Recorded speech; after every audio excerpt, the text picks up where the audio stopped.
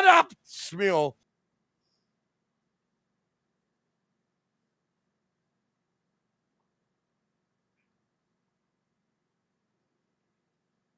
Well, here I am. Happy Monday, everybody. It's me, it's Schmuel Buckman. Let's plug in. And we're plugged in.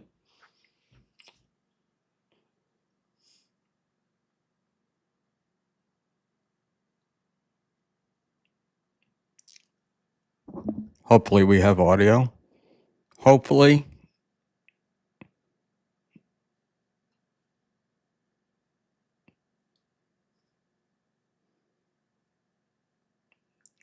And we should. All things should be fantastic. So, happy Monday, everybody. I just had, should be a relatively short show. Just had some quick stuff I wanted to go through. I had my September notebook, and it had some stuff in it lagging that I thought I'd get to. Let's adjust the mic. Let's do that. Let's do that. Let's do that. Let's do that. Tighten everything up. Except for the part that I forgot to tighten. So what's happening? Good evening, everyone. Well, we're starting off with 16 viewers. Not bad on a night that half the world is streaming on. So I'm happy to be here for that.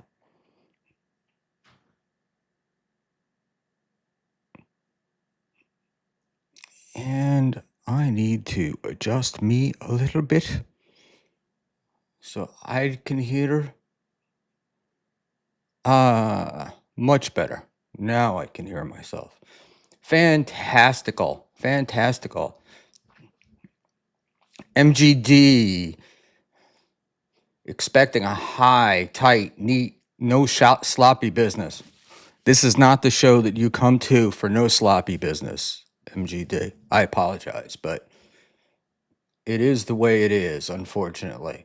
So let's run through and let's see who's here.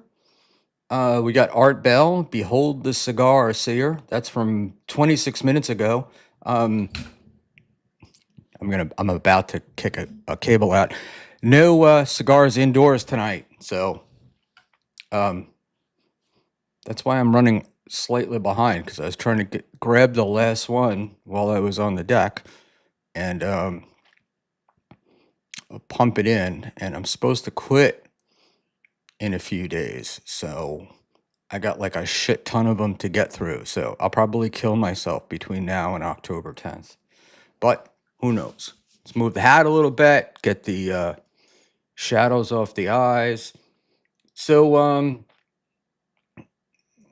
oh, Cigarette Jones begged me to watch this.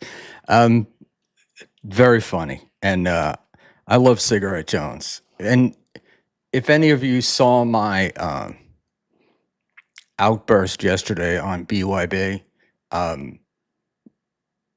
it has a lot to do with Cigarette Jones, and mostly because in the time I've been streaming, everybody and their brothers asked to be a mod. I did not have Cigarette didn't ask. I asked him, and I got to tell you, just the best mod in the business. We've run things. It's been smooth. It's pretty good. And SJ pulled your chick condolences. I have no idea what that even means. I got Chairman Meow. Coach Garrett F wants me to pick up the energy. I am what I am. Chairman Meow, I missed most of MLC today. Chairman Meow, I took a nap this afternoon that lasted way longer, so I slept through a whole bunch of shit. And yes, we started the show off at 495 subs, and I'd like to get a few more. Um, OG Mumbly Nick, I'm Ashley's best mod. I don't do anything with my wrench. Um, no, the thing with the mod is you want the mod, at least from what I've been seeing, is um, you want the mod to work with you, not against you. And then, you make changes during the show. So you kind of need to know somebody who has a feeling that they don't think they're, they're the show. It's like their role is super important. Um, but who knows? And Dr. Chow, where did he go to mod training? What's his pedigree? Um, he's a major in the mod army, a field level officer, I think. Is that what you call that? Um, Carlos Danger. For the record, Ashley is dumb. I like Ashley, and Ashley is not dumb.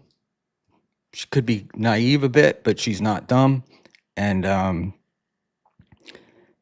what do you call it? But to be perfectly honest, none of this had to do with Ashley. I really don't. I didn't care about Ashley. That's the truth. Oh, I just did the old man licky the finger thing. And yeah, so we might as well just get to it. I'll get into the stuff with Ashley and whatnot in a little bit. I have some other stuff I wanted to run through, and let's see if we can get there. Interesting that I've had all day to prep this show, except for work, and I still mess things up. My firstest guy that I wanted to talk about is oh my goodness, our boy Rob Saul, and I have no idea what this guy's problem is, but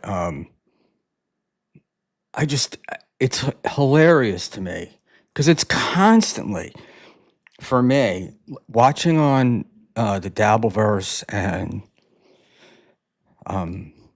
just streaming in general in these groups, it's like low-level guys going after low-level guys.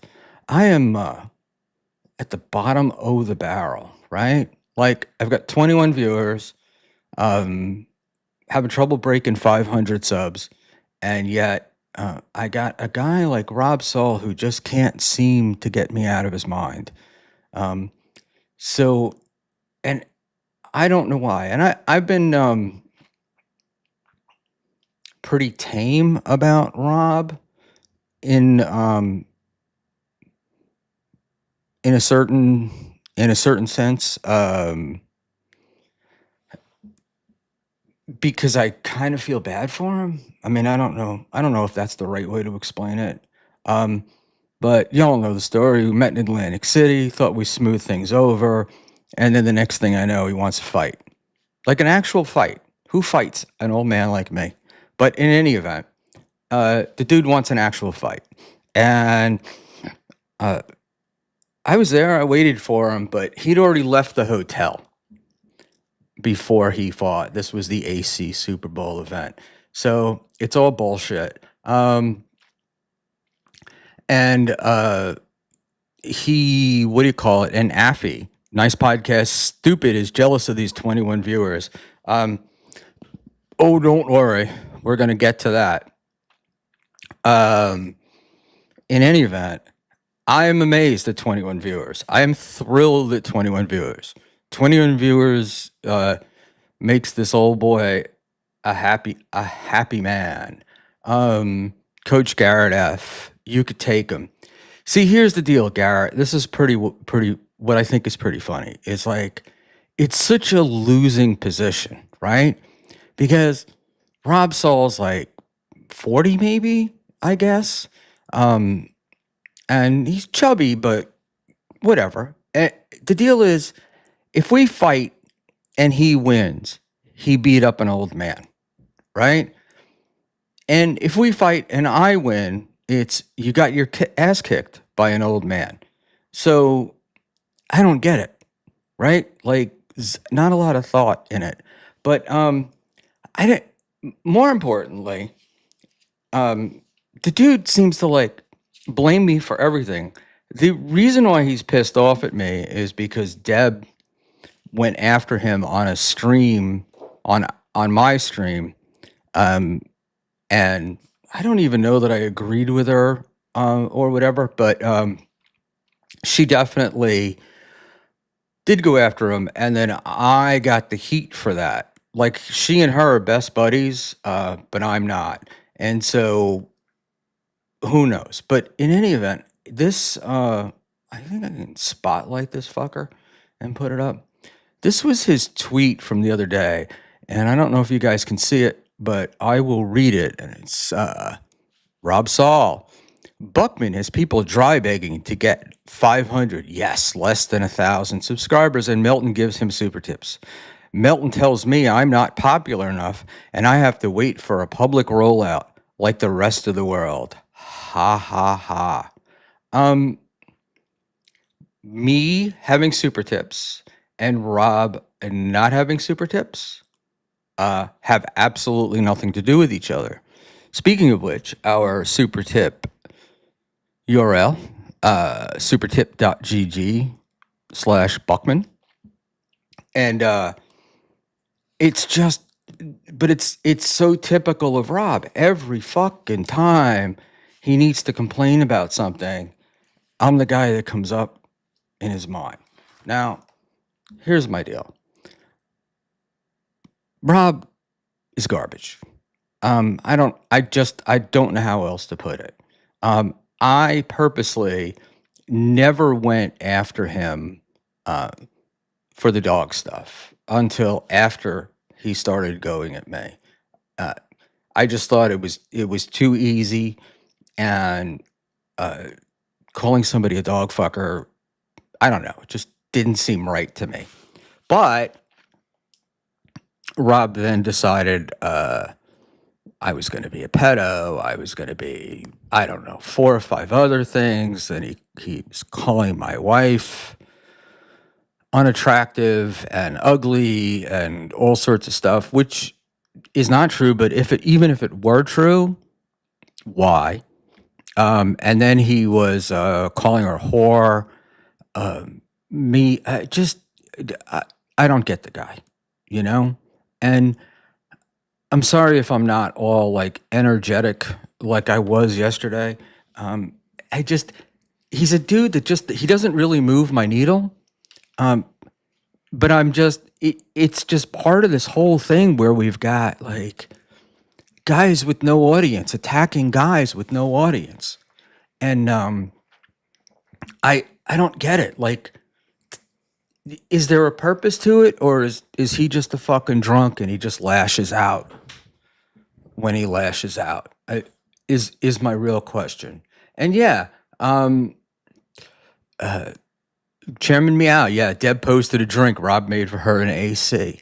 And my perfect retort to that would have been, did you have to pick the fur out of your teeth? But I didn't. I chose not to. I try to keep, for guys like Rob, I don't really talk about them that much because I think that's what they want. They want me to talk about them. I think that's what the Dan guy did, but I'll get into that later. And other people. And so it's like, I don't, what's the point? Like, what's the value? And it's like, if you want to tell me what to do, right? If you want to tell me how I should run my show, how I should do this, what I should do there, who I am, blah, blah. Tell me,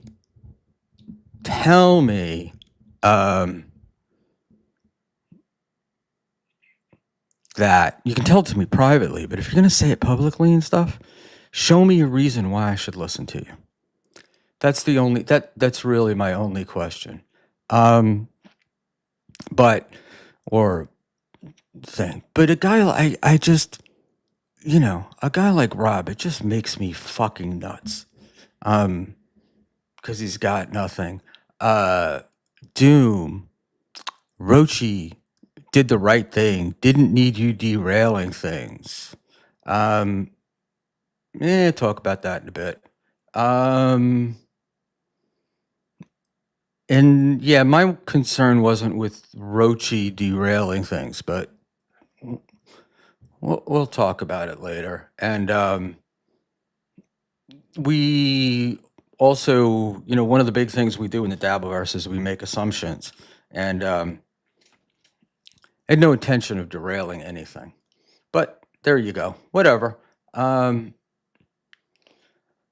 Frank says Robert John never messaged what they thought was a 15-year-old. Wait, Robert or John never messaged what they thought was a 15-year-old. Stop repeating myself. If Schmuel would just call someone garbage who actually deserves it more than the ones he already calls it. Frank, it's tiresome, okay? I mean, like I said, you're welcome to be here. You're welcome to do your shit, man. But it's tiresome. If somebody draws first blood, maybe I'll say something, but I don't know. I don't know what the whole thing is all about, and I get all sorts of stuff. The final boss, send Panhandler the link.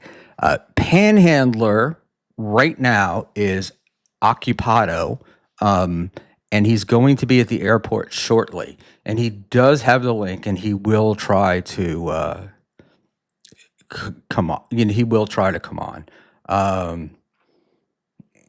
Panhandler, you're here. Derailing things with that Dunderhead. Ashley. Doom got jokes. And Panhandler, I thought I did. Let me just double check.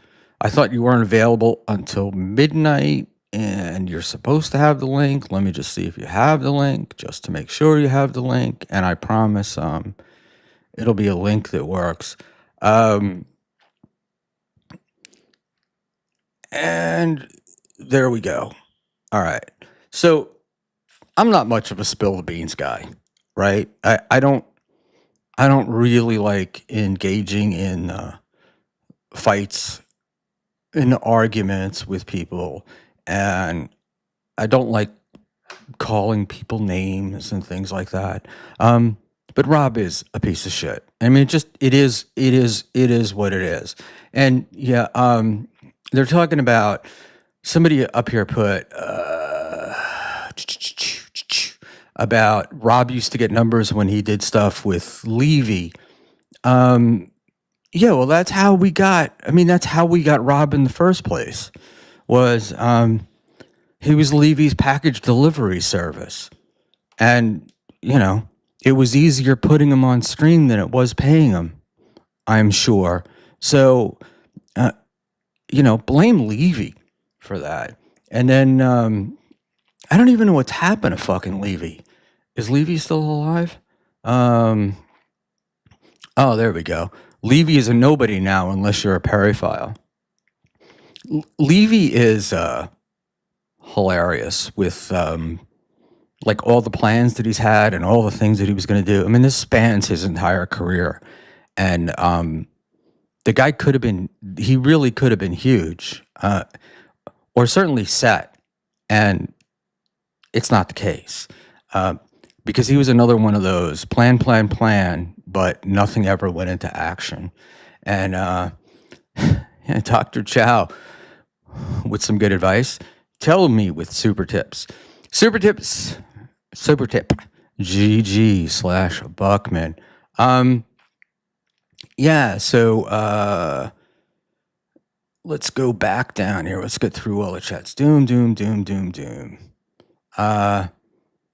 Ashley had a great back and forth with John. She did. And I'm not arguing that she had a great back and forth with John. Not the point. Not the point at all. And I thought it was great. I thought they were doing it. John was looking to bail, and at that time, and I never expected I would get a joke. And what do you call it? I just sent in a $4.99 super chat because somebody had sent one in asking John if he would go on my show. John said, "Oh, I don't know," and I what do you call it? Sent in a response saying I'd be happy to take a link. I didn't think Ashley was going to send me a link, but I did get it, and then I was getting messages. Whatever. I'll get into it later. But neither here nor there. Here's my buddy Ava. Ava also has a link if she wants it. It's funny. What did it say? Oh, I just saw you called Rochi out. Good on you. That guy is a bottom feeder, maggot waste person. Rochi is ultimate troll. One of the best in the business. But we, I don't care. Let me move past that. So we got what do you call it? Oh, R.I.P. Chris Abels. Yeah, I think that's a what do you call it? What's the word that I'm looking for? I don't think it's real life R.I.P. I'm assuming that it's R.I.P. You got tossed to the side, Chris Abels. But yeah, and whatever. Look, to me, Rob's a piece of shit, and the whole thing he did when he went on Brennan and was talking about people buying Schmuel super chat or viewers and this and that. It's like, Rob, I don't know. I just I don't like. I don't mind you telling the truth, but you weren't telling the truth. You were it's the old classic innuendo. Chairman Mao, agree. Ashley did good with SJ. No one thought, said more than anyone than me that Ashley did great with SJ. She did. But there were things, there were plans. All right, Levy ball wash is Perry only. I guess, look, that's where the money is, right? Because he certainly wasn't making any with when he left TSN. That was a not the smartest move financially, and going in with Perry has worked for him. So let's do it. I don't enjoy fighting and going against people either, but with great power comes great responsibility. Let's also not tell tales, right? So if you want to fuck with somebody, fuck with them, but don't lie. And that's the thing. I look bad no matter how that came out. So I was going to look crazy, whatever, stupid, whatever. So, but there was no need to lie about what actually happened. But look, Brochi's got a thing for Ashley, and I didn't realize it, and I guess that I might have, stepped in the middle of something. So, there we go. I'm gonna hear Frank, CJ, Cigar Jones. I recently liked Clearwater Chad's upcoming live stream with Barry Ribs and Felicia with all 7 of my Frank accounts to help the algorithm. That's pretty funny. Buckman needed to face SJ. It was meant to be. The deal with SJ was that was really more intended to make it interesting for him to come back on, but we've got stuff. Take a swig of something, Cottonmouth. Thank you, Soren. I will do that. You get old, shit happens, and I was just pounding down a cigar. Sam Bibbley, my thoughts have been replaced by moving images. So I want to pull up. Well, regardless, then we both agree you didn't belong. No, I disagree with that. I think I belonged. I belonged in a certain spot. But at the same time, Ashley's not the most technologically savvy of people. Ashley sent me a link, then sent me a bunch of messages saying that she'd sent me a link, and the only way I could answer, because the link was wrong, was to go into the YouTube chat. But this is a question, Doom, and this is my question, right? Whose decision is that? Should it have been Ashley's, or should it have been her mod's? That's really my question, more than anything else. That's the question. The part that pissed me off, and I got annoyed at, was that he didn't try. Rochi lied about what I said. And that is what has annoyed me. I get being trolled. I get being fucked with. I'm not some naive little kid.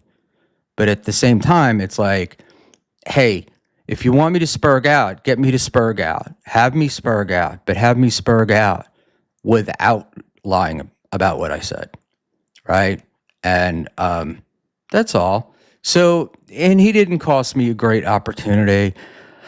Dr. Chow, he cost you a great opportunity. He didn't, because they're gonna find out that I'm gonna be that I'm a Schmuel guy. He's gonna find out very quickly, and it would all be over, right? And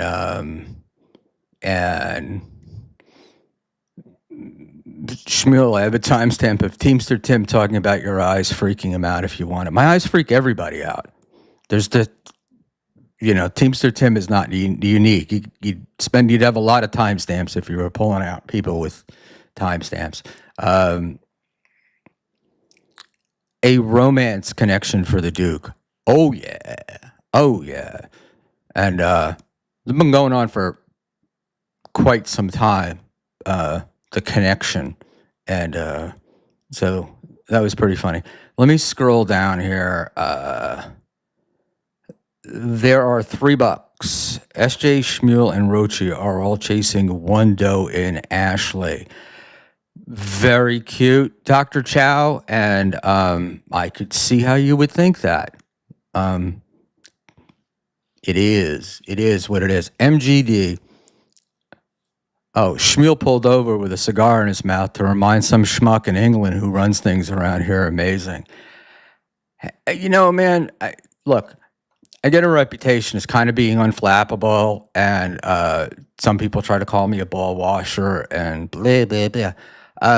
I was in traffic. I had to make a right turn anyway, and it was just such an opportunity to pull over, and I came in hot, MGD, and it is the way it is. We're probably going to watch a clip of it at some point here this evening.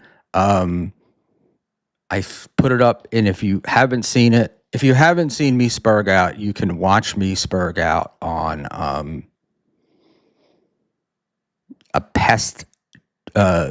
Somebody named Pest put up a clip. I don't think it's edited. It's just the runtime of it. I haven't watched more than the first minute or so, but it has. I've been told that that's what it is, and so yeah, I did. I pulled over, had a cigar in my mouth, was in my car, was driving home. Long day, not normal. Some time that I would have gone on camera, but there you go. That was that. So let's let me just run through. I just want to run through some stuff real quick because I just want to get this out of the way. We're not going to talk about steel toe. I just want to give my prediction for tomorrow.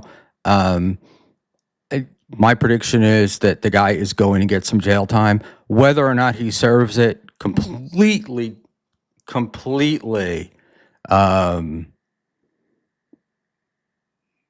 just a prediction. Sorry. Fucking camera does this all the time. Anyway, what do you call it? Now I'm really ghostly. I think he's going to get some jail time. I don't know whether he serves it or he doesn't.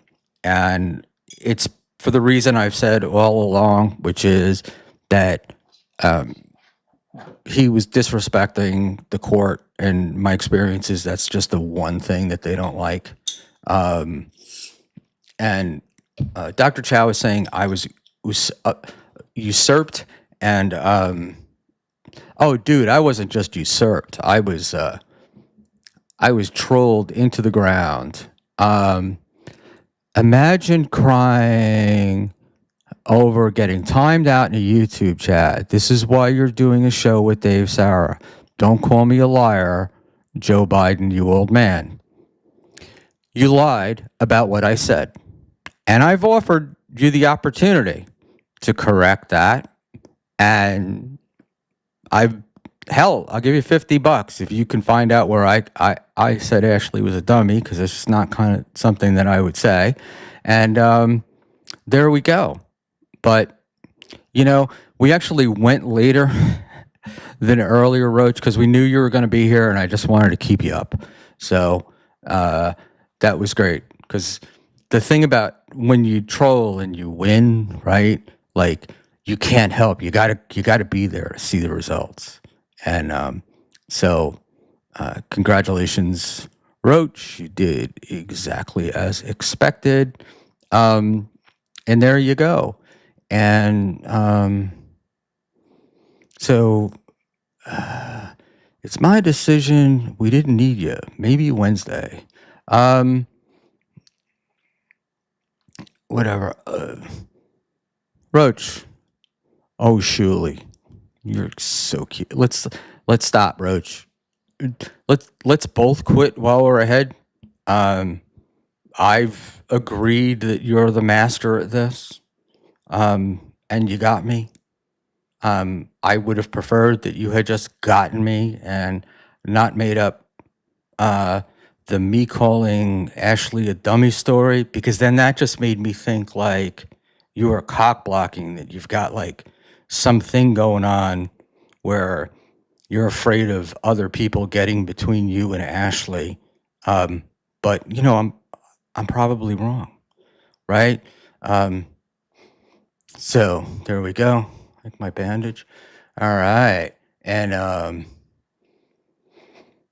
MGD, Schmuel Bugman is one of my favorite Schmuels. It's also one of mine, too. It's the one Schmuel that gets me.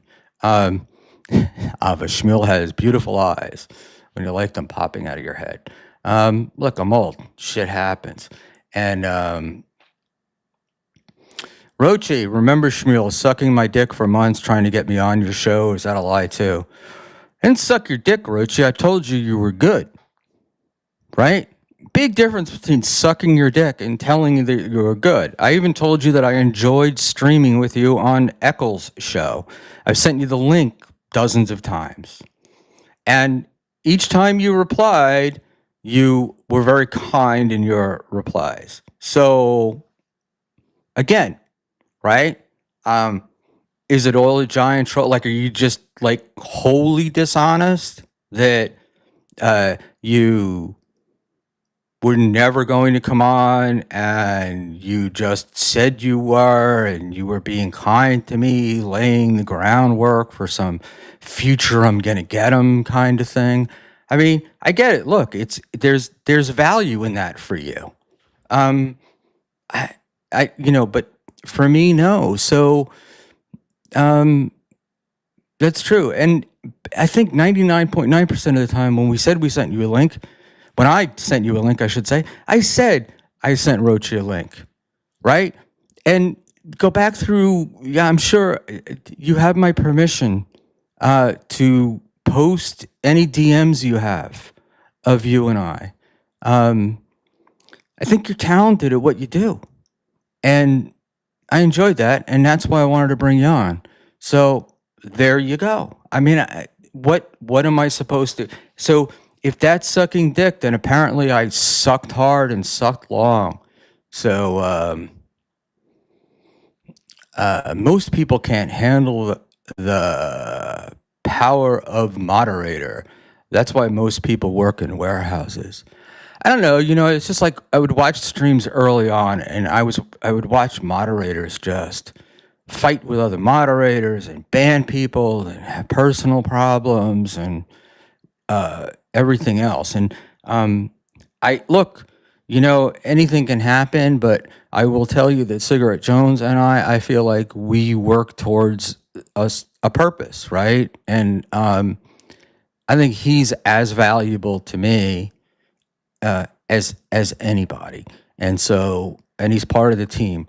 And the only reason why I don't talk about it more is because I've been advised that talking about mods too much will get them headaches and hassles, and I don't want to do that. And there we go. But what can I say? Dan, this is nice podcast, stupid. LOL at Rochi. Remember, Joe Biden, this is why you're doing a show with Dave Sauer. We all watched you spurg out on Sunday. Remember, this is why you're doing a show with Dave Sauer. We all watched you spurg out on Sunday. Okay, I guess one thing has something to do with the other, but I can't quite figure it out.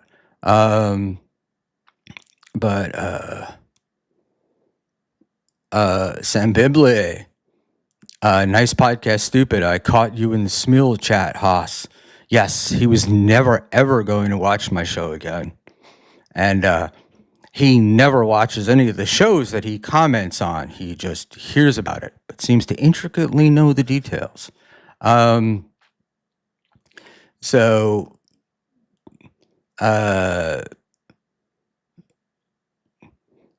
Thank me later for this, Haas.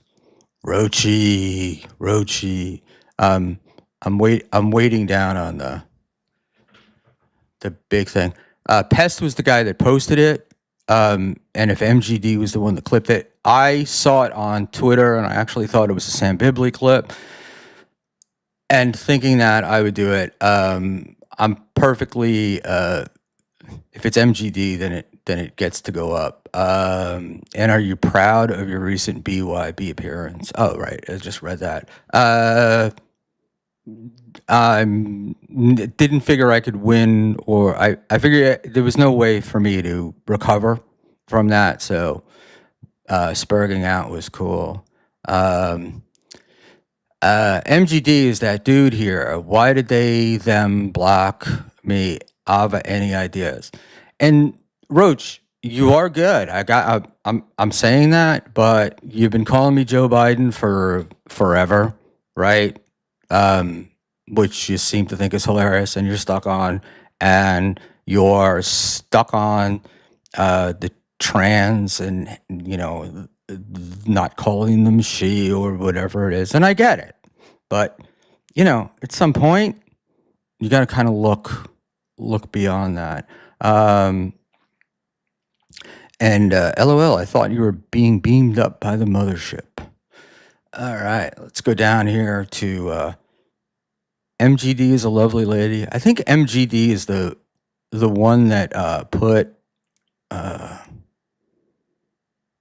what do you call it? They put a picture up, and it was like a bathroom picture, and or not a picture of the butt, and the butt looked cute, and I sent her a text, and I just said that between Ava's rack and MGD text MGD's tush, my mind was going to be blown apart. He was abusive to the staff. Yeah. So who knows? Let's go down here. Affy. Karmics and Gilly are getting boring. NJ Ranger has a text from me way earlier. All right. You know what's getting boring is me being so fucking far behind. All right. Let's go here, guys. So I'm just gonna fucking get into what I'm getting into, and then I'm alone. I'm not gonna be able to pay that much attention to what's going on in the chat. Supertip.gg/Buckman is up there, so not avoiding the chat. We'll be there. We'll be looking at it, but not as intensely as normal. So if you really want to get a hold, you can do the super tip thing. Pushed the super tip thing down to the minimum that it can take price wise. So there we go. And I don't even know if I said this already, but I will. NJ Ranger has a DM for me from earlier in the day that the Karmic thing was getting boring. But so let's jump right into the quick steel toe thing. Guy, I think he's getting jail time. I don't know whether he serves it or doesn't serve it. I think he disrespected the court. I don't know who's going to be there for sentencing tomorrow. I haven't heard anything, haven't paid attention that much. So I don't know if Melton and those guys are going to be there. But I expect another hilarious day in the steel toe universe. So we're off with that. And I kind of dig, yeah. Hey, let me say something to you there, Chowski. If you don't think Alva's got one of the nicest racks in the Dabbleverse, you're not a rack man. And so there we go. And I'm sorry, I believe that was MGD that sent that picture. Brown pants, maybe. Very cute bottom. And I liked it. And jail turned men into girly men. Imholt's already a girly man. And so there we go. And move on. All right. Right? So steel toe, we're done with that. It's pretty interesting. I don't know how he can handle so much winning, but we'll go there. I have to download this clip. And I saw JMO put up a like help wanted ad for an unpaid producer. And I've had some offers, and I didn't really know how to respond because I feel like I don't want to not pay anybody for their work. But at the same time, I'm realizing that I'm slightly inept, and so that might not be a horrible idea. Let's move forward here. And so this is not going to be a clip. I think I'm just going to play the last few minutes or something. Yeah, look. Sam Bibley, Schmuel knows racks. It's not about knowing racks. It's about appreciating the beauty that is placed before us. So there we go. And let's say Little Brown Shorts destroy streamers. Don't think it was shorts, but whatever. And we got Art Bell 444. KB had comics come in to promote. Not now. Lazy streams, maybe a wrecked reputation. I was kind of surprised that I could see in the YouTube stream that Clearwater Chad was on, and then like an hour later, Clearwater Chad was still on, but they were reviewing or sniping Ray, and I kind of feel bad for Kevin. But hey, man, it is what it is. Who's the largest woman you banged? I have no idea. And speaking of fantastic racks in the universe, um, one of them is joining us right now. Good evening, Ava. Top of the morning to you. Yeah. So, what's I want, happening? I wanted to send my condolences to all of the citizens of the United States of America because we had 4 mass shootings this weekend. And unfortunately, they were all straight white men, except one black man. And then the most horrendous one was this guy that took out a Mormon church and he killed a bunch of children with IEDs. And there's children that were killed in that. But I wanted to say that I want to defend all of the MAGA people because I do have a photograph of him that I wanted to bring out if I can. Can I send it to you? Or Is this the guy that's wearing is he wearing a MAGA hat or something? he's got the military thing. Yeah, he's a good old Yeah. boy. Yeah. And I don't mean to draw you away from politics and whatnot, but I'm doing this so I can get out of the horrors of my life and what's going on around me. And Yeah. so Then fair game, right? yeah, I don't really want to. This is not or not where we want to go. But I Oh do no, I understand. just wanted to say one thing. I just wanted to make one point that if you look at the photograph of the Minnesota shooter, it's a photograph of him holding a son and then holding up a duck. And what I wanted to tell to my MAGA friends and folks is that I am working behind the scenes to look at the Discord of the duck, and there's a good chance, based on some leads, that the duck may be trans. I just want you to know that we could maybe get you out of that, and maybe the reason that he shot up that place is because the duck that he shot was trans and he was in love with it. And I got you, sweetheart. But we are all right. Are we done? I had one more. Because One more for Roshi, but I don't have to. no, yeah, that's all right. We can get into that later. Oh, look at that, Luigi Greenberg. And I'm out. Luigi, the Luigi, I feel the same way when you just like kind of nerd out on legal things. It's kind of getting old, and you're not really an interesting broadcaster, so you can go fuck you're yourself. 100% wrong. Luigi is a fantastic broadcaster, and he nerds out on legal stuff, right? Because there's an audience for nerding out on legal stuff, Mhm. and let's go there. I mean, let's go there into that. If it's not for you, it's not for you, right? No, I'm a nerd about legal stuff. I was watching legal shit all day today on YouTube. Do we have to like? I I don't get what this is. This is part of the thing with this sort of fighting among these low level guys in the Dabbleverse, where I'm like wondering, yeah, if it's not content you're interested in, then you don't watch it, right? But the other thing too is I'm laughing at people telling other people what they need to do, and it's like it's not you. Look, worry about your own stuff. You don't have to worry about other people's content. And Yeah, but I don't even know where he was coming from. I haven't said anything about him. I know he tried to get me on his show and I turned him down, and maybe that's why he's mad. But yeah, I don't know why he said that.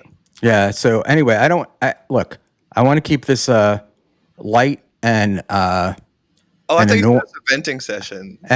no, it was venting on a specific. I told you what I was venting on, but it was what Oh, I was venting okay, on. okay, I'm sorry. I thought we were doing that. No. Cool, let's go night. We're not venting on the whole. We're not venting on the whole thing. SB rocking the brown UPS shirt. It's actually gray, but you can't tell it from the light. And you don't really see old guys like me still wearing UPS shirts.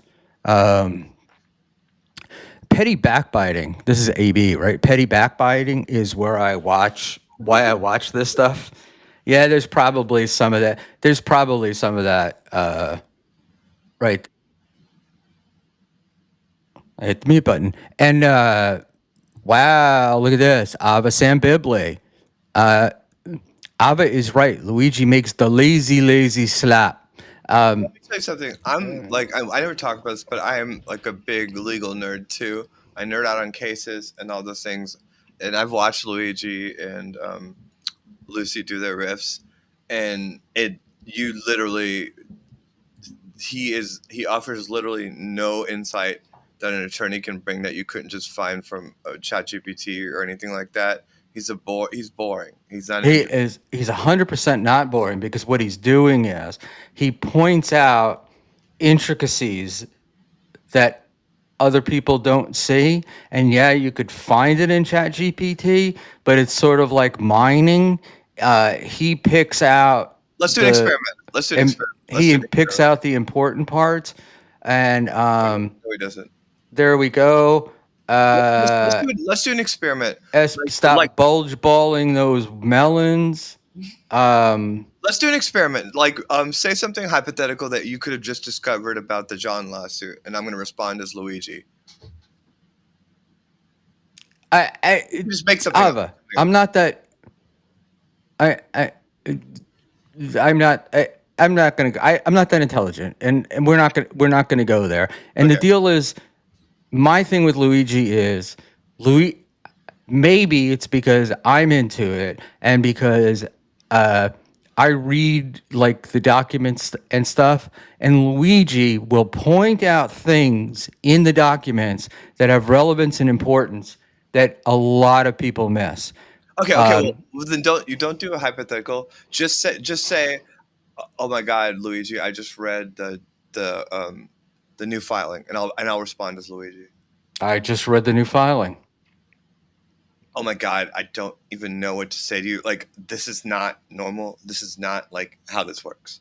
It's yeah, and That's all he does. but it's his This preface is to not what's how things are done. These are not how things are it's his filed. preface is going on right, and that's what's so interesting is because in legal shit it's generally so rote. It's generally so step by step by step by predicted step, But and it's that's like what Lucy does. this But John thing is like it's so like it's being like in one of those funhouse staircases that wobble and move and you don't know which direction you're going in. NJ Ranger, she responded to a comment shitting on her, implying she is not the content for him. yeah, thank you. So, Yeah, he took a shot at me, and I was just like, "You suck." oh, I see. I thought Luigi was taking a comment, was taking a shot at somebody else, but there you go. No, he implied that because I'm here, he's leaving now. It's not the first time he's made that statement. Oh, look at this. We've got a $3 super chat from Nice Podcast Stupid. Uh-oh. Oh, finally, I'm in the $2 Dan Club. Yo, Schmuel, fuck, marry, kill, Ava MGD or Nikki Norton. You will hurt my feelings. Don't worry. Go for it.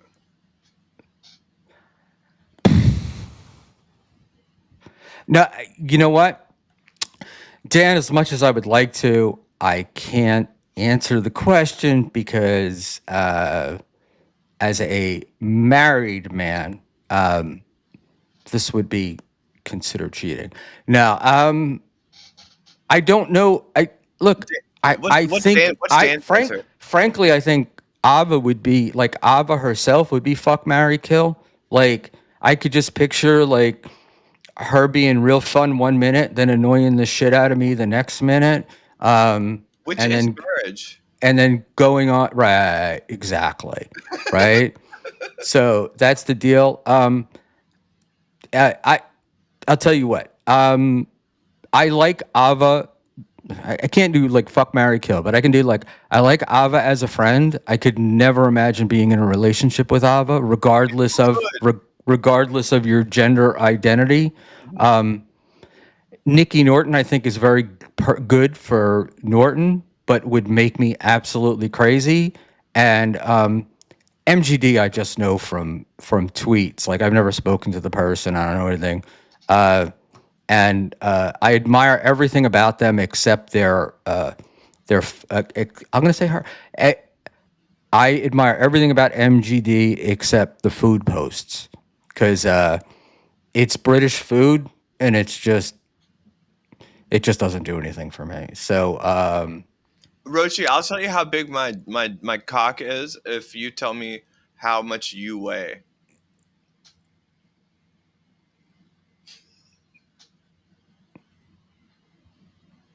It's on his Twitter, CJ. See if Schmuel reads it. Uh, CJ, you can aren't you? Oh, you're not. Um, Also, CJ, you can. MJD is the right answer to that question, by the way. Cool. Um, I didn't know there. I didn't know there was one. All right. So you said you haven't been keeping up, right? But Out of the loop for like 3 days. what's the story with? What do you know about Rob Saul? In general, or did he do something new? He's just an asshole. But other than that, The whole thing with Rob is that like it's you kind of wonder why he's even doing a show. He's obviously so thin-skinned. He can't handle like the situations he puts himself in. Everyone knows he's gay, and yeah, it's weird. And he does that laugh cry emoji thing when he tries to attack people. Like when he puts the glasses on, he like gets too angry in that bit, so you know that he's just too mad. So it's not funny. It's like watching Stephen Colbert do like liberal anti-Trump jokes, and it's like watching Greg Gutfeld do jokes. It's like this isn't funny because you're getting too mad.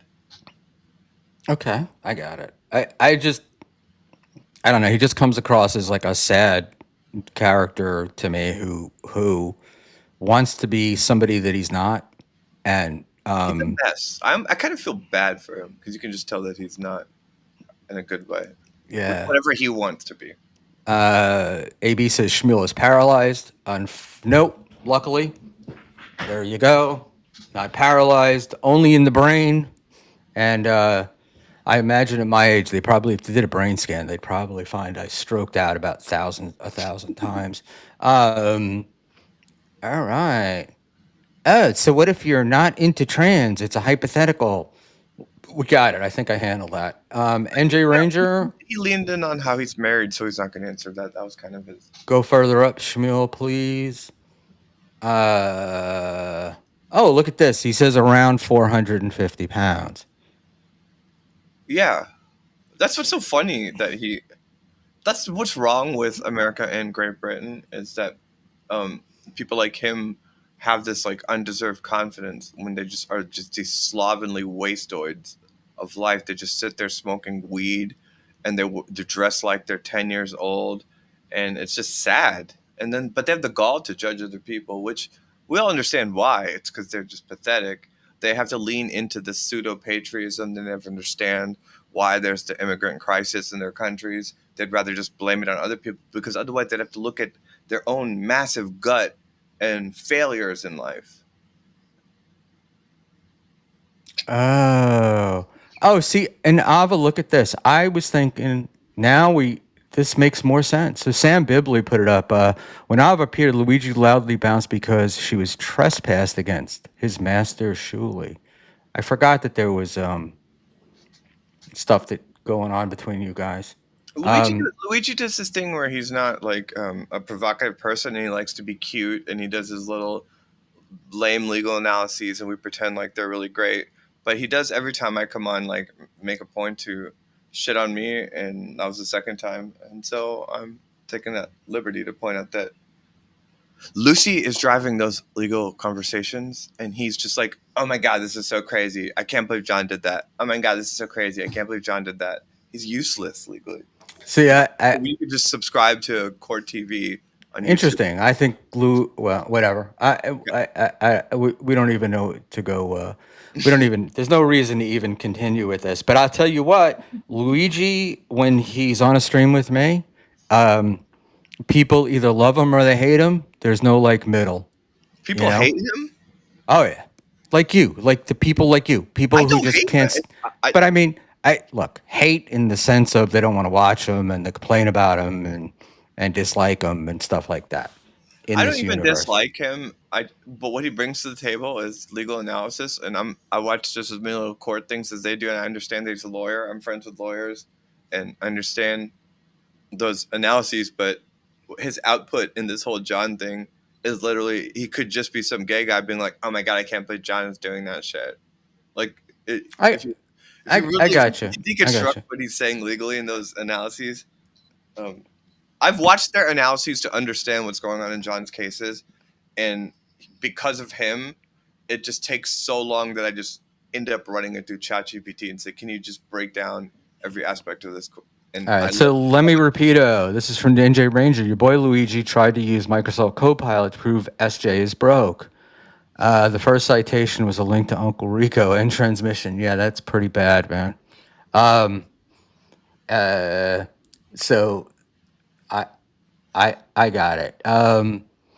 But and I have to just say, Luigi's been very helpful to a bunch of people in the Dabbleverse. So there we go with Okay, that. good. So now I'm learning something new about him. So let's hope you and he did it with fucking funny.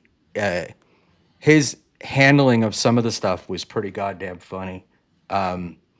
By when John was threatening lawsuits. If somebody found Andy Dick right now in whatever shed he's living in, and they're like, "Hey, your job is going to be we've got this broad named Lucy Typebox. We're just going to show you these court cases about Stuttering John," it would be the exact same thing as what Luigi Greenberg's output is, except Andy Dick's would be more.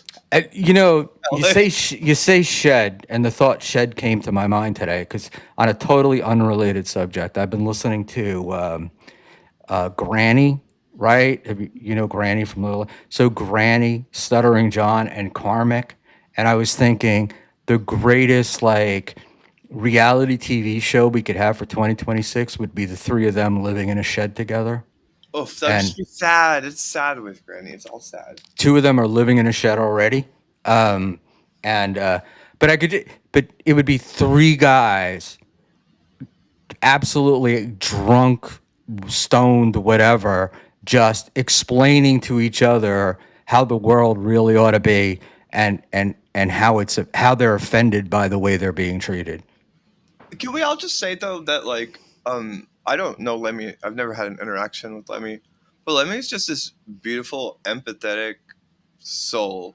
Like based on just what I've seen on your show, and then I saw Granny on there, and I almost just wonder if we should just not even touch what's going on with them because I think there's a child involved, right? And So we're not touching what's going on with Lemmy, but we've got a guy who's going on air all the time, telling everybody else how to live I mean, he's a while severe. they're living in a shed. So I'm happy I'm happy to talk about that. So I guess if Lemmy's cool with it, then you know, and hey, you know, look, it's it we're not. I would say I don't want to say we're on Lemmy's side, but just having had to deal right, but having had to deal with alcoholics growing up and dealing with people from the program for the last however many years, it's I have no problem going after the guy because it's like every single thing in his life is a problem except the fact that he can't stop slamming beer from the minute he gets out of bed in the morning until the minute he passes out at night, and blaming everyone else and everyone around him. I learned who he was from your interview with him, and yeah, but he's got that self-destructive thing too, where it's just like, oh, like he'll defend that behavior. He doesn't even run away from it. He's just like, yeah, that's what I'm gonna fucking do. Like, and that's why I feel bad for Lemmy is when you're dealing with somebody like that. Yeah. But that's the whole deal. Look, that's the deal with these guys. And so which leads me into the karmic thing. I think Pat Dixon He's a disaster right now. finally did a good job calling him out. Look, the zeitgeist has that Felicia is playing Karmic, right? And she's been taking advantage of him and that stuff. And I just can't help but think that Karmic is a manipulative little fuck who's got a drug and alcohol problem, and he's been manipulating everyone and everything all along. I've never seen anybody get more help from more people and then turn around and be, nobody cares about me, nobody likes me, and then starts with the tears flowing, looking for sympathy. And what amazes me are the number of people that are right there. Oh, poor Carmi. poor Carmi, Felicia's taking advantage of you, poor Carmi. Everything I have to say would just make me sound like a total leftist in response to that, but I agree with you 100%. Look, you're 41 fucking years old, right? No, If I you want to look, but when if you know, if somebody you like him, when somebody like him starts crying, everybody is just so empathetic, and they're like, "I'm gonna try to help you" and all that. It's like you're 41 years old and you're a little bitch. Just fucking man up and just fucking. I mean, people. I understand he's from like a town or whatever, but he is living in a double wide on his mom's property. Like he doesn't actually know what like real struggling is that people go through in this country, and the way people coddle him is revolting. That said, he's really funny right now because he's when he's screaming on that show. I said this to you last time. It's just funny. no, I don't argue. Look, I don't argue that, and I've said, I always get the ball washing label because I said I think the guy is talented. Like I think he could pull it off, but the deal is it's like he's running a game on people, and people are falling for it, and it's like just like stop because again, you're 41 years old. Yeah, you're from a small town, but you're 41 years old. How many guys have moved out of that town in their 20s or went to a college that was far away? And it's like everything happened to him. Like he played no part in it. Everybody's disrespected him. No, Nobody cares about no him. Fuck personal him. responsibility. Everybody else's fault. And like when his like ideology leaks through, it's like he has no empathy for anyone else that he doesn't. That's not a part of his role. But like he wants people to just sit there and watch him cry like a bitch because he decided to start drinking again, and because this whole thing with Felicia. But I mean, not to defend her because she whatever. But like, I don't know. It does annoy me how many people like even like Tukey was like hey, like he went out of the Tukey character was just like, hey man, I just everything's fine, man. Everything's gonna be okay, dude. And it's just like, I Dude, mean, it's like the fucking guy that's threatening to off themselves because they're seeking attention and they want people to feel bad for them. And it's just like, you know, I mean, I look, I'm the biggest Tukey fan in the world, but when I was listening to that the other day, I'm just like, stop, fuck this guy. Like, man, tell the dude to man the fuck up and start. Everybody's treating him like he's a little boy. So if he's retarded, which is possible, if he's retarded, that's one thing. Then yes, continue to treat him this way. But if you think he's an actual normal 41-year-old guy, then I'll go back to the final boss's comment, which is you got to cut him some slack. He never finished high school, never went to college, never ventured out of small town. Despite his age, he has missed many, many, many important social growth. the final. And Oh, do you want to no, respond? look on this one. I'm like, whose fault is that? That's his fault. He didn't. It doesn't matter, right? Yeah, And you don't get to keep those excuses. What is he going to be doing? 65 years old, sitting on the front porch of his falling apart mobile home, telling us how the world screwed him because he didn't have the balls to leave town? the final boss, like I feel like Schmuel's much more Darwinian on this than I am. Like I have so much empathy for him. I just feel like it's worth pointing out that people don't have empathy for other people that have much more different situations that aren't like just some 41-year-old white man in Minnesota. And separately, he doesn't have empathy for anybody like that. And the people that he looks up to in terms of his ideology, if it weren't him, they would all say, "Hey, get a job and quit being a pussy." But for some reason, he doesn't. He gets a pass on that. It's like Well, get a job. that's similar. Look, that's very similar to the Aaron Imholt thing of, to steal the line from NJ Ranger. Aaron didn't want criminals to just be put in the jail. He wanted them to be thrown under it and one built over them, right? But when it comes to him, the law doesn't apply, and it's karmic with this right wing, all this stuff, and any right winger worth their salt would say, get a fucking job. Dude, you're so right in connecting Aaron Imholt to that too. It's like why did it's like these guys get a pass in this, but in any other context, everyone would look at somebody like that and be like, "Stop whining! I don't care if you live in a small town, or I don't care about this. Just like get a fucking job and like stop acting like a degenerate alcoholic. Quit drinking." But for some reason, everyone wants to coddle people like this. That and I would be fine with that if Karmic wasn't one of those people that judges other people that way, but and I will still empathize with him. And if there's everything I could do to help him that wasn't known in this world, but if I found an opportunity to, I would. But just generally speaking, he's a guy that just shits on anybody else that's struggling, like openly in a very gross way. But like for some reason, he Eh, feels like he needs to be called, and he cries like a little bitch. MGD, I'm going to put you back up here, MGD. MGD, great point. He's ungrateful and self obsessed, has zero accountability. It's all everyone else's fault. And this whole thing this weekend, and I had talked to, just a little bit about Pat Dixon, or with Pat Dixon last week about this, but I didn't really get much. Where Pat was like, in AA, right? There's this thing of you need to find a higher power. That's supposedly what's going to help you get sober. I was lucky enough to find the atheists AA group, but and the comment was is that, and other people agree with that, Karmic was using Felicia as his god. He was looking to her as his higher power and stuff. Frankly, I think that's all bullshit. I don't think he wants to get sober. I think he likes being what he is, and it was the Felicia thing was an excuse, not. I think you're.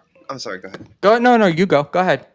I think you're a little bit harsher about people with alcoholism than I would be. Like I think that people that drink like that, there's a lot of trauma that happens when they're younger, and we have to be empathetic about that. And I'm open to that empathy, but yeah, it's just he doesn't balance it out ethically, and that's annoying to me. But he has talent. He is a very talented person. Like and no matter what anybody thinks about him, but it's just this little area of people coddling him that would never coddle anyone else, which is kind of gross to me. I gotta say that knowing a lot of people in the entertainment business, and You're right, particularly Cal. Sorry. talented people, every single one of them that was an addict has told me, without exception, that they were better after they got sober. And I look, I just think I don't think he wants to get sober. I think he likes being fucked up, and he's got other issues. He's using that. It's like, listen to him. The stream is his contact with the outside world, right? And And it's it's not because he lives in a small town. And we would do the same thing if the kid were brought up in inner city Philadelphia, right? You'd be like, oh, the poor guy, he came from inner city Philadelphia. But you're 41 years old. At 41, it's either shit or get off the pot. Be the fucking loser you're gonna be, or do something. that's that.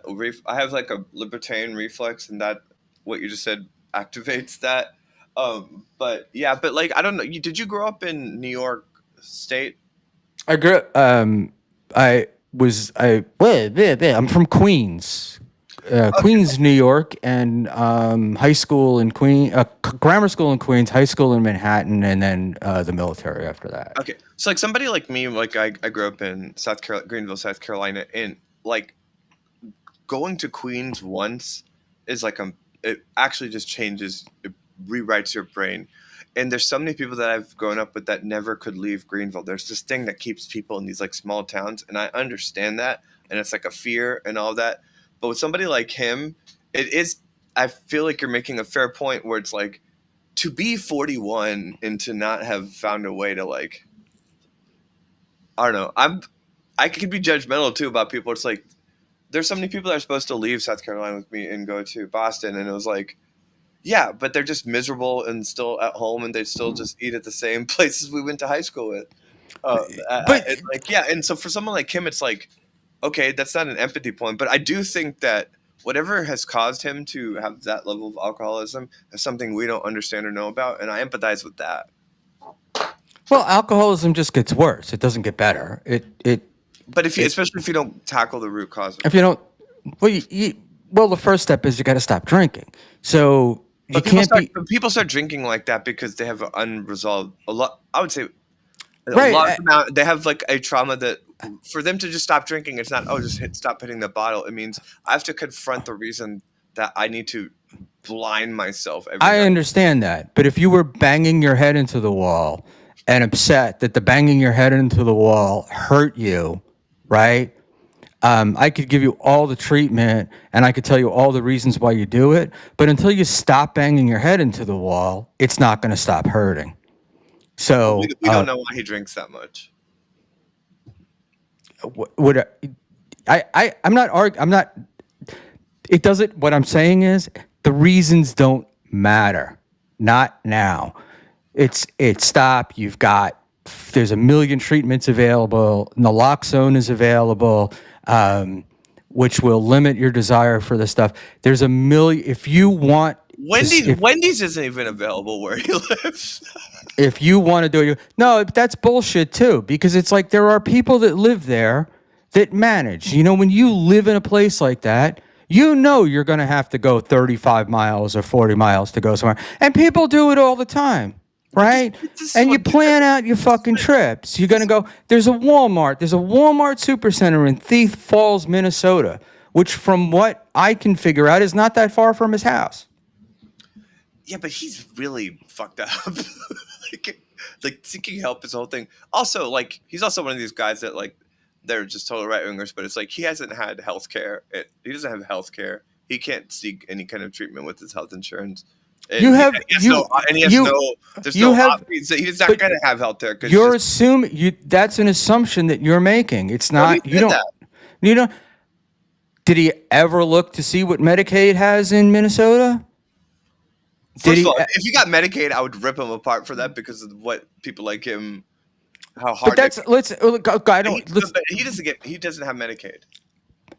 Right, because he hasn't looked into getting it. And it's like, it's very easy to say, oh, I don't have this or I don't have that. But if you haven't done the work to try to get it, right, then it's not that important to you. But when we talk about the work with people that are alcoholics and what it would take to get Medicaid, that would mean he would have to confront that he has some kind of mental illness and that he has a trauma and seek a counselor that could vouch for him to get Medicaid as a mentally ill person. Because otherwise he's of working age and wouldn't get Medicaid. Because Minnesota doesn't have that kind of program there. Well, we don't know that. We do. I know that. You know that Minnesota does not have that kind of a program. No, only New York and Oregon and California. Like somebody like him could only get Medicaid in like New York, Oregon. Right, but the man's been unemployed for however many months. That's kind of what I'm saying. It's like, hey, if you want to be a man from the Valley of Men, then get a fucking job and quit whining and crying. Right, and if he can't get a fucking job, he can get fucking Medicaid. Look, I'm not arguing with you about. We agree on the baseline of all this. But the baseline is, if it's not important enough to you to do, you're not going to do it, and all the reasons in the world aren't going to matter. And I think you could sit down and you could talk to him about his trauma. You could tell him all about it. You could discuss it. You could do everything about it. It's still not going to change, right? And if it changed, it would mean he would have disappeared and like pursued that. There's no way he can do it in conjunction with this, like, and so that's why he's kind of fucked, is because he feels he's so like weirdly judgmental too about people that reach out to help him. Like, there's people that have reached out to help him, and he's been like, yeah, who is it? Maybe it's Dan. Someone wrote him, and he was just like, oh, and they just wrote him and be like, hey man, are you okay? And he was like, you only have 30 subscribers and shit like that. He's like such an asshole. Like, he thinks he's like a big shit too. Like, in terms of, he looked at clout like that, and it's like, he's fucked. He's fucking, he's delusional. And that's the thing. Look, this is, I don't want to get all into deepness and whatnot and my own personal opinions. Well, fuck it. It's my show. I can get into my personal opinions. My personal opinions are, he's either a fucking loser or he's got serious mental problems, right? And if he's a fucking loser, then he needs to get a goddamn job and get his shit together. Yes. If he's got mental problems, then maybe there's something wrong with us in this streaming universe that is funding his mental problems, like exactly. encouraging this bad behavior. I just encouraged him in and go, and I was like, he's fucking hilarious when he yells. But yeah, that's what's going on. Right. And he recognizes that. You know, he recognizes what? I'm sorry. that people want him to be a fuck up. That's, you know, he knows that people want him to just get drunk and yell, and he kind of implicitly said that when he admitted to drinking to merch for some reason, and then he and then was like, I wanted it. He said he was doing it for the show. He said he couldn't do it because he needed it in order to stream, not because the people wanted him to be drunk, but because it helped him stream. I know what it's like to be. It does help him stream. You get a couple of, look, for me, it was like, 2 or 3 beers and I could get up on stage and perform, right? And without that, I would be a terrified mess, right? And so I think it's just, he just does it to limit stage fright. But I'm also like involved enough in these things to know, hey, what's just bullshit excuse and what's reality? Like, I just want to drink, so I can't drink if I don't stream, so therefore I have to stream, so I drink. And it's like this just vicious cycle. Frankly, I think he's full of shit. And I'm tired of watching him being coddled by so many people when he doesn't deserve it.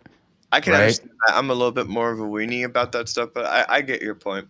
Can I ask 2 of your chatters what they think about this? Hold on. Let's do this.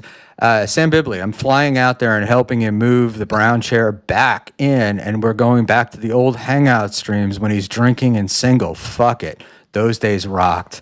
Can we acknowledge how... go ahead. I'm sorry. No, go ahead. You go. Go. Can we acknowledge how good... there's like a lot of clippers, but Sam Bibley is actually he's like an artistic clipper. He's one of the best clippers in the Stableverse because he like recognizes a point of view that he has. It's almost like those Vic Berger videos, and he like knows every dynamic that's going on in a room, like that clip he did of us. And it's like, I don't know, he's a really talented clipper, and I feel like he should get credit for that. Sam did, and I'll probably hear about this one later, but Sam Bibley did a stream, a clip. I can't get words out of my head. And this one's 4 minutes long, of Crumbum on our show. That's what I'm Is that the one about. we're talking about? And what a piece of fucking art. And yes. I complimented him on it after, and I got like a little bit of artist insight into picking things and whatnot. And damn, did he pick? It's just like that's talent. Like that's artistic talent. It does. It takes talent because there were so many things going on there. Like on one dimension, I'm just being annoying and just talking a lot, but then everyone's kind of genuinely irritated already. So he's like capturing them, and then he just pulls in the crumb element, and then like that just, and then he has his own point of view and knows what's funny about every little micro dynamic going on there. That takes talent. I don't know. Much respect to that guy. Deb. Karmic's family run a successful farm. The younger brother is now managing it. The brother is the alpha son, and I'd venture a guess his father is disappointed in him. Yeah, Karmic's the gay son. And if he was the gay, but Jesus Christ, gay doesn't mean you're a fag, right? Like a lot of gay men from small towns have fucking gotten up and moved to Greenwich Village, and right, like it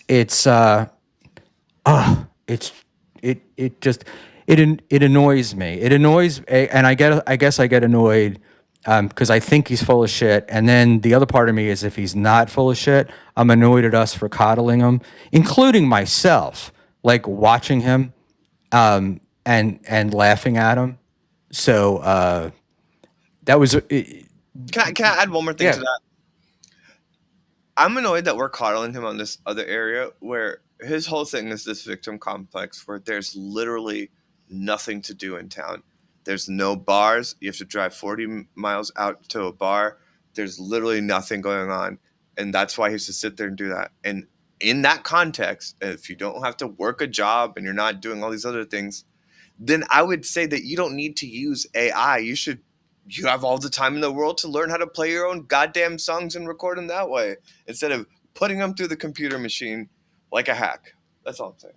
So Debs is karmic, plain and simple. Is a grifter, plain and simple. He's only limited by himself. And we're going to bring Panhandler in here in a second, who's really noisy. I think he's at the airport. But while we're bringing him, can I ask that question I was going to ask to the two chatters? Yeah, go ahead. I was curious what the final boss and Chow thought about what we were saying when we were kind of deep diving into karmic psyche. Because those guys are on that trip.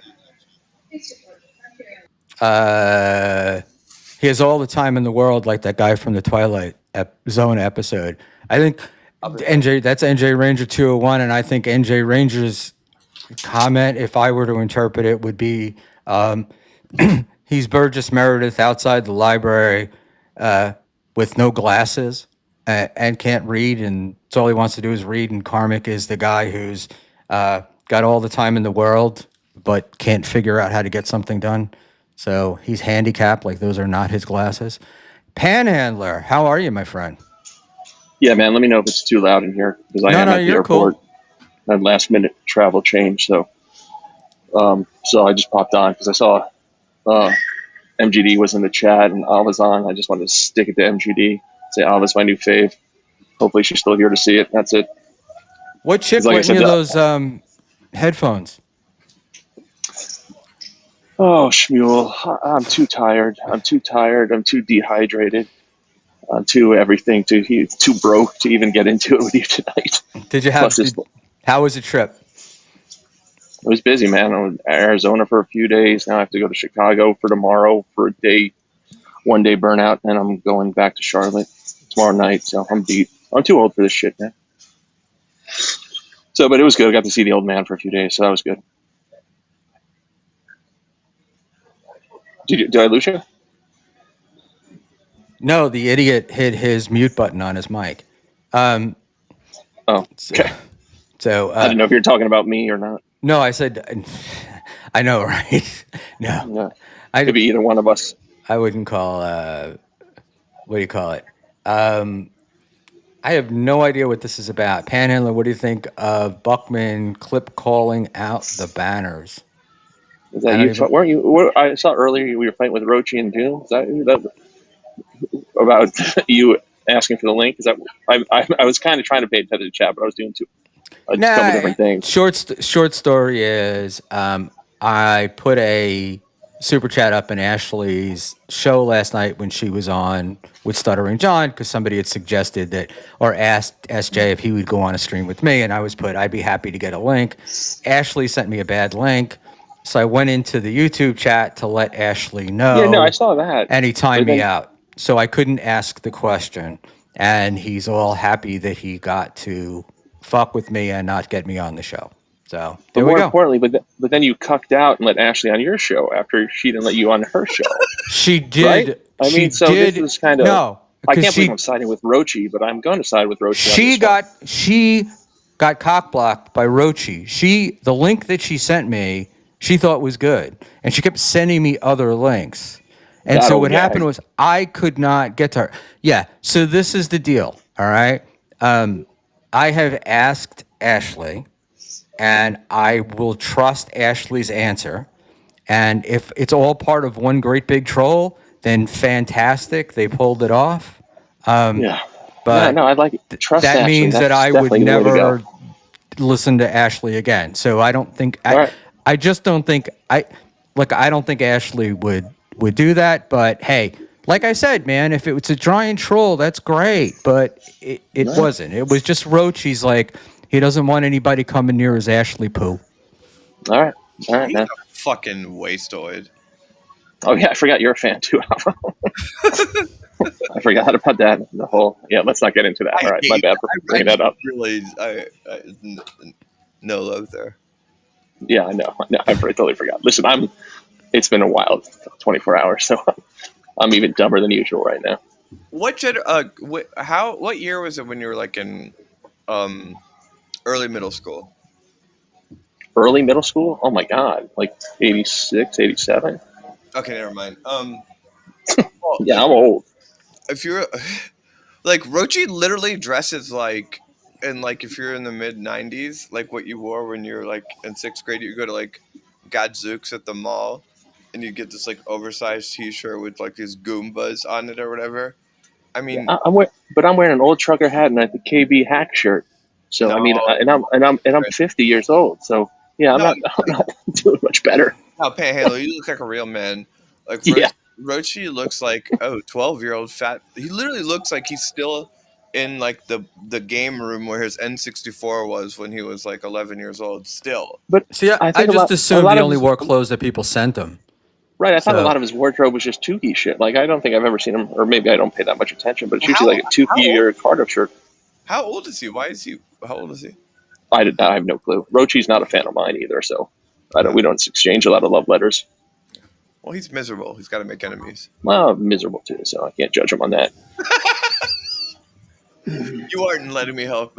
Like, I'll give you a pass here, are you? Thank you. Yeah, I'm delirious.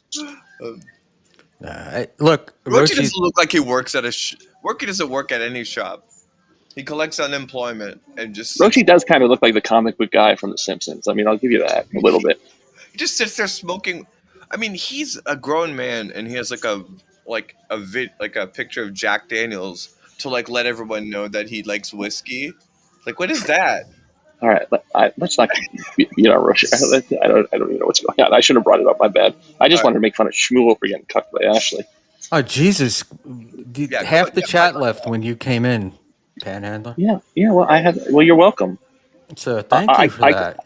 I can't even see the chat. You know what? I tried logging on with my iPad, and I don't know what the camera setting is, but it's all wall-eyed. I look like I was 500 pounds, so I'm on my shitty phone too, on top of everything else, so I can't see the chat at all. So I hope they're saying horrible things about me. You must have had the Rochi filter on. Yeah, no, it's ridiculous. I should actually log on with it because it's so stupid. It's great for the Clippers. It's all the same. So I was just about to run a Sam Bibley video. His new clip. I saw his new clip with the Chrome was awesome, actually, and not just because I'm in it. That's the one we were going to play. I just I know you're sitting in the airport, so I don't know. Run it. Like I said, if it gets too loud or the internet gets janky, just dump me. All right. I'm not worried about it. The only thing I'm mad about Sam in that is that I just got in that vintage dress, and then in the clip I realized that it just doesn't look good. It doesn't work for me. So it's about Kramava. It's not about you. Let it go. Let it go. Jesus, you are a fucking woman. Oh my God. We are look at this. We're judging Rochi's wardrobe, then Ashley's wardrobe. How many times does this dress make me look fat? I picture all of these questions. Fat. It's like the shoulders are so frilled that it looks like army shoulder pads. All right, I'm running the video. We'll allow it. So, Panhandler, how about I suggest mute yourself, and if you want to say something, just unmute yourself and just say it. Can I ask Panhandler one more question before we do this? He's already done. Panhandler, have you yelled at anybody at the reception desk yet about your flight? No, but I did get an argument in a casino earlier. But I'm going to mute myself because the PA's going. Wrong spotlight. Hold on. Ah! We have Ava on screen by herself. Hold on. Hello. I hit the wrong button. I know that comes as a shock. All right, here we go. You got to do it with my ugly face first. There we go.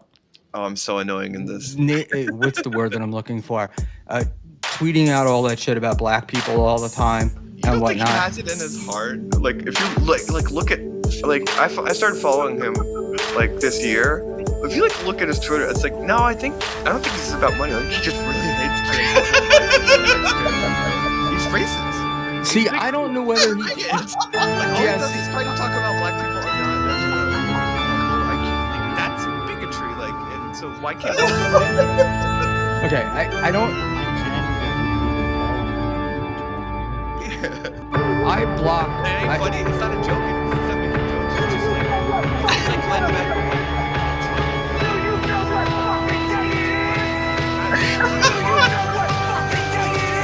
Wait, I think that.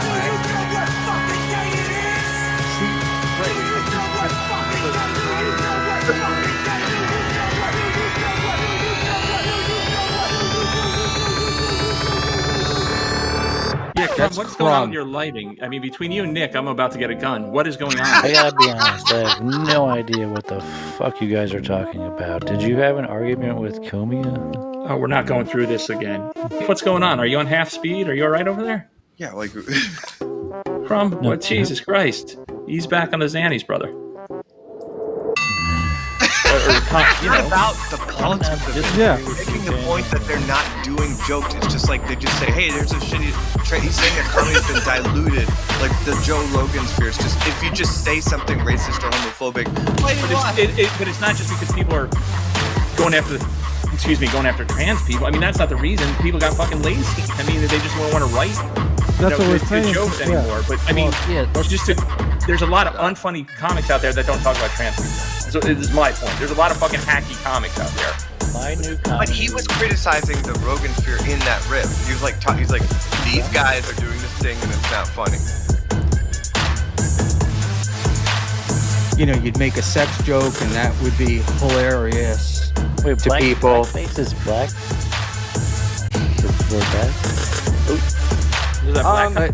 Let Crumb talk. I've never been to any comedy show where they're talking about anyone's fucking dicks, first of all. So I don't know where you guys are going. Can't everything just be a joke? Can't we just say blackface?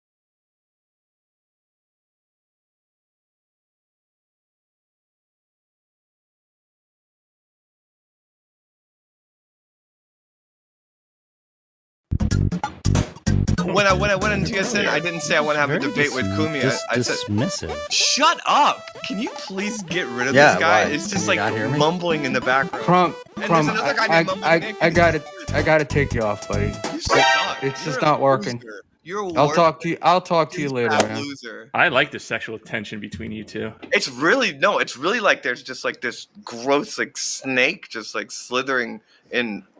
You guys are gonna bang. Just say it. I don't. It's not. It just feels like. Can you hear me?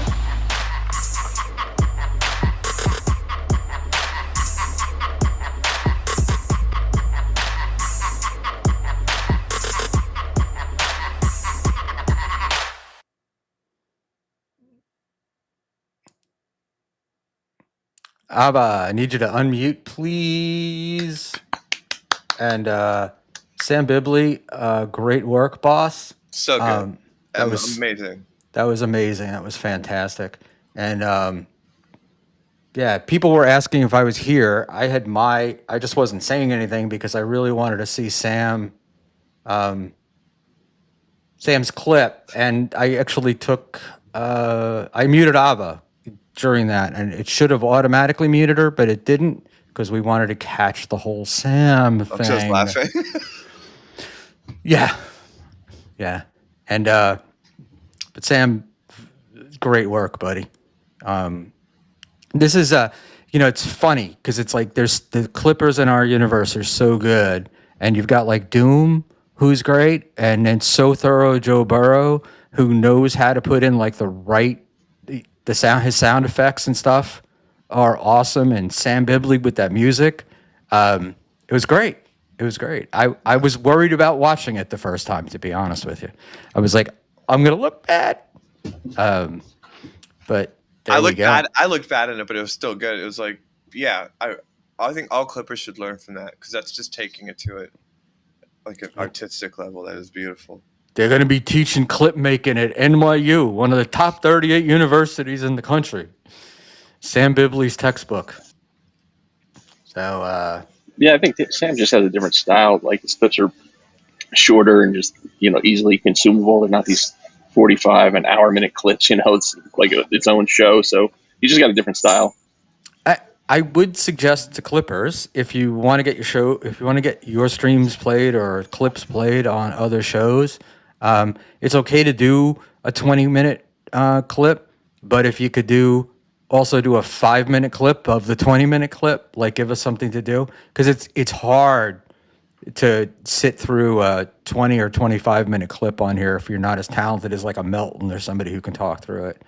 But Sam, like, the thing that's so brilliant about what Sam did is that it's the equivalent of like someone doing commentary over it, but he communicates it with the editing, and that just takes talent.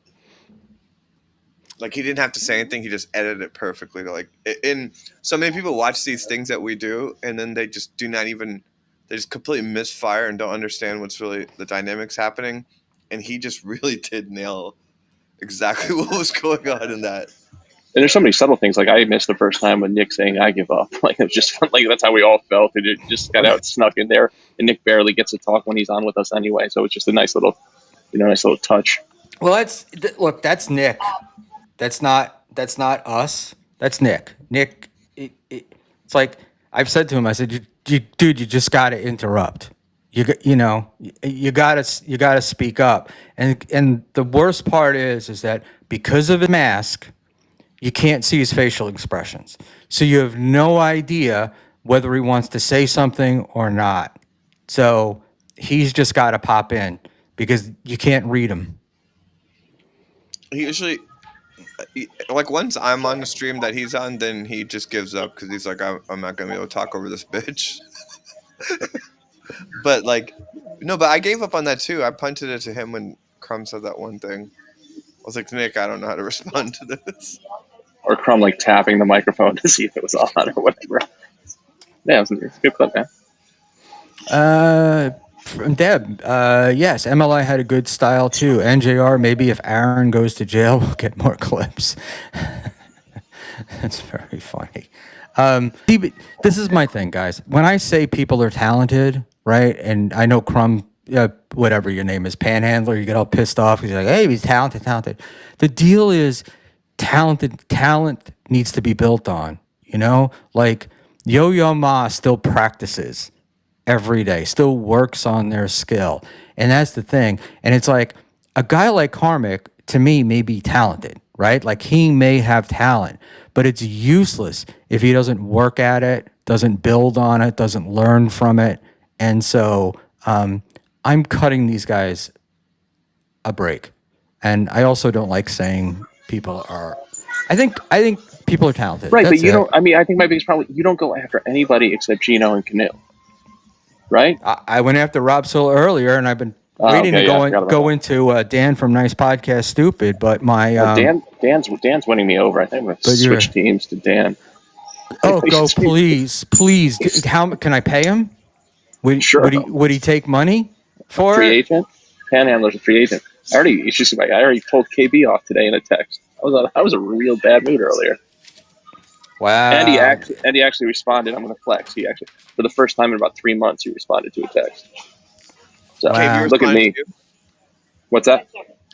KB responded to you. He brought me up for the first time like last week, and he was saying, I always thought that like he just doesn't want, like, I don't ask to go on his show because I don't even know what I would do on it. I just assumed that it was mutual, but he said that the reason that he wouldn't have me on his show is because if that I'm trans, and that would lead to him somehow losing on YouTube term service. I mean, I just think I would love to see it, to be honest with you, but it wouldn't be good. But yeah, that was funny. That's why. I don't think you'd react well in the MLC chat because they're fucking animals. So I don't know how that would go. I mean, I mean, it'd be entertaining, but I don't think it'd be pretty brutal. I like just being a fan of his. I don't think I could bring anything there. It doesn't matter. He doesn't listen or pay attention to anybody anyway. So yeah. You know? But I need to go. But I love you guys. All right, cool. Yeah. Take care, my dear. We wanted to. You don't know that you're actually doing us a favor. Oh, good. I'm glad. Isn't that great? Yes. Oh, I believe no. Listen, really good to have you. And have a Thank good you. Good to have you on. Always good to see you. All right. right. I'll Love you talk guys. soon. Bye-bye.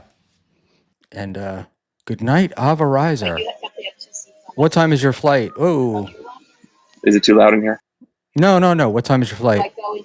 Celine Dion is blasting. I think I'm going to be here for a while. I think it's close to midnight West Coast time.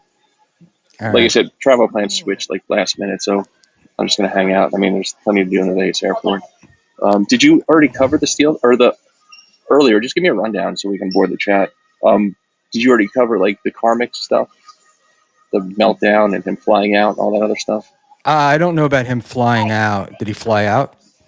Supposedly, I guess this morning. He took a couple on his Twitter. He took a couple pictures. He did this stupid Kina K thing with taking pictures outside a window, like nobody's ever been on a plane before. And where did he go? To see Felicia? Is that? Or That's the assumption. I have no idea. I'm not his travel agent, but that's what I'm assuming. Yeah, that's why I'm asking you. I can't. Yeah, I shit all over. I didn't talk about today. I was up to the weekend and him being like just a lying, manipulative little scumbag. Dude, somebody needs to take Mersh to fucking task, by the way.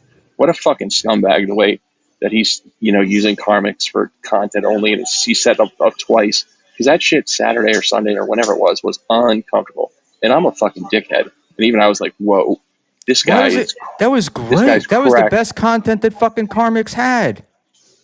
You gotta be kidding me, dude. For old Karmics. Explain this to me. Explain this to me. The nice podcast stupid stuff is evergreen. I can hold on to that. Go explain to me what you're talking about with Mersh. Again, the chat is if it's too loud here, dude, I'll hang up. With Merch, trying to, again, he's buddy trolling him and this, that, and get him all wound up and, about Felicia and this, that. I mean, Merch is not being his friend, man. I mean, that's just clear. He did it twice. And as much as we like to clown, and I think Rocco, I saw a clip, I didn't listen to the whole thing, but, Rocco tried to be an actual human being and talk Carmax off the ledge or whatever. And as much as I hate the Muppet, I thought that was pretty cool of him to do. But it's not, I mean, this is all bullshit and nonsense. And to see a guy like breaking down and crying like that, that's fucking crazy, right? You didn't feel badly, and again, I'm a fucking asshole, and I felt terribly about it. I think it's all part of Karmic's act. I think that Karmic needs a fucking man in his life. I think Karmic needs somebody like a Mersh who's going to kick his ass a little bit. Tell him to get his shit together. Slow the fuck down. Mersh ran from some guy with frosted tips named Baked Alaska. So Mersh isn't really a fucking man, right? I mean, he waddled away from Baked Alaska. He looks like a Backstreet Boy. I saw the video of that, but that's not the point. It doesn't matter what Mersh. It doesn't matter. Somebody needs to get tough with Karmic, and if Mersh can do it, Mersh can do it. I don't care who does it. I do it, but the guy's got me fucking blocked all the time. But this fucking coddling of this little cunt, it's time to stop. He's got to grow the fuck up. Dude, he's 8 years younger than you. No, I listen, this is on him, the majority of it. I'm saying taking advantage of this kid's breakdown, or this young, he's not a kid. I know that's so sad that I reference him to that. But it's just sad, dude, right? What if I was on stream crying? Are you kidding me? Wait, no. Hold on. You think Mersh took advantage of his breakdown? Mersh is the only guy who didn't take advantage of it. He's kicked it off twice. He got the ball rolling. Mersh knew what he was doing, man. Come on. Yeah. Anyway, I just think no. It's not any way you just think. This is like the most important topic of the night. Because I'm totally in the opposite corner from you. Everybody's been fucking coddling Karmic, right? Patrick makes fun of him, whatever. But this whole Karmic thing of like, oh, woe is me, my life is bad, everything, oh, you don't know what's happened to me. the thing with Felicia, Mersh gave him the most honest commentary that anybody could have given him. And if he breaks down over it, it's because he's a fucking child, not because Mersh did it to him. Don't you think that Karmic's never been in a fight. Karmic's never had any challenges, right? Like, come on, man. Didn't he headbutt somebody? I heard that story. What was his bar story? Or he hit somebody with a bottle? Yeah, sure he did. Some Hollywood story. Yeah. But Panhandler, honestly, right? Honest to God, if you were like doing what he's doing with Felicia, right? But if you were, wouldn't you want like a guy like Bentley or me or somebody to go and say, "What the fuck are you doing, pal?" Right. He needs a friend that actually would be concerned about it. Like if you were Bentley or Riles or whatever, reach out and be like, "Dude, you are out of hand." Like I would listen to you guys because I would, we have a relationship or whatever. But he's out there alone and out in that Arctic post or whatever by himself. But I don't think Mersh was doing it sincerely. He knew what he was doing, manipulating the situation. Like I said, this is 99% Karmic's fault for laying all this shit out on stream for the world to see. But when he was like really like almost sobbing, dude, come on now. I completely disagree. Listen to me, man. I got the thing. I feel it. I used to have a girlfriend, and every time there would be an argument or something, like she'd start crying, and the whole reason to start crying was so you'd be nice to her and you'd lay off and everything else.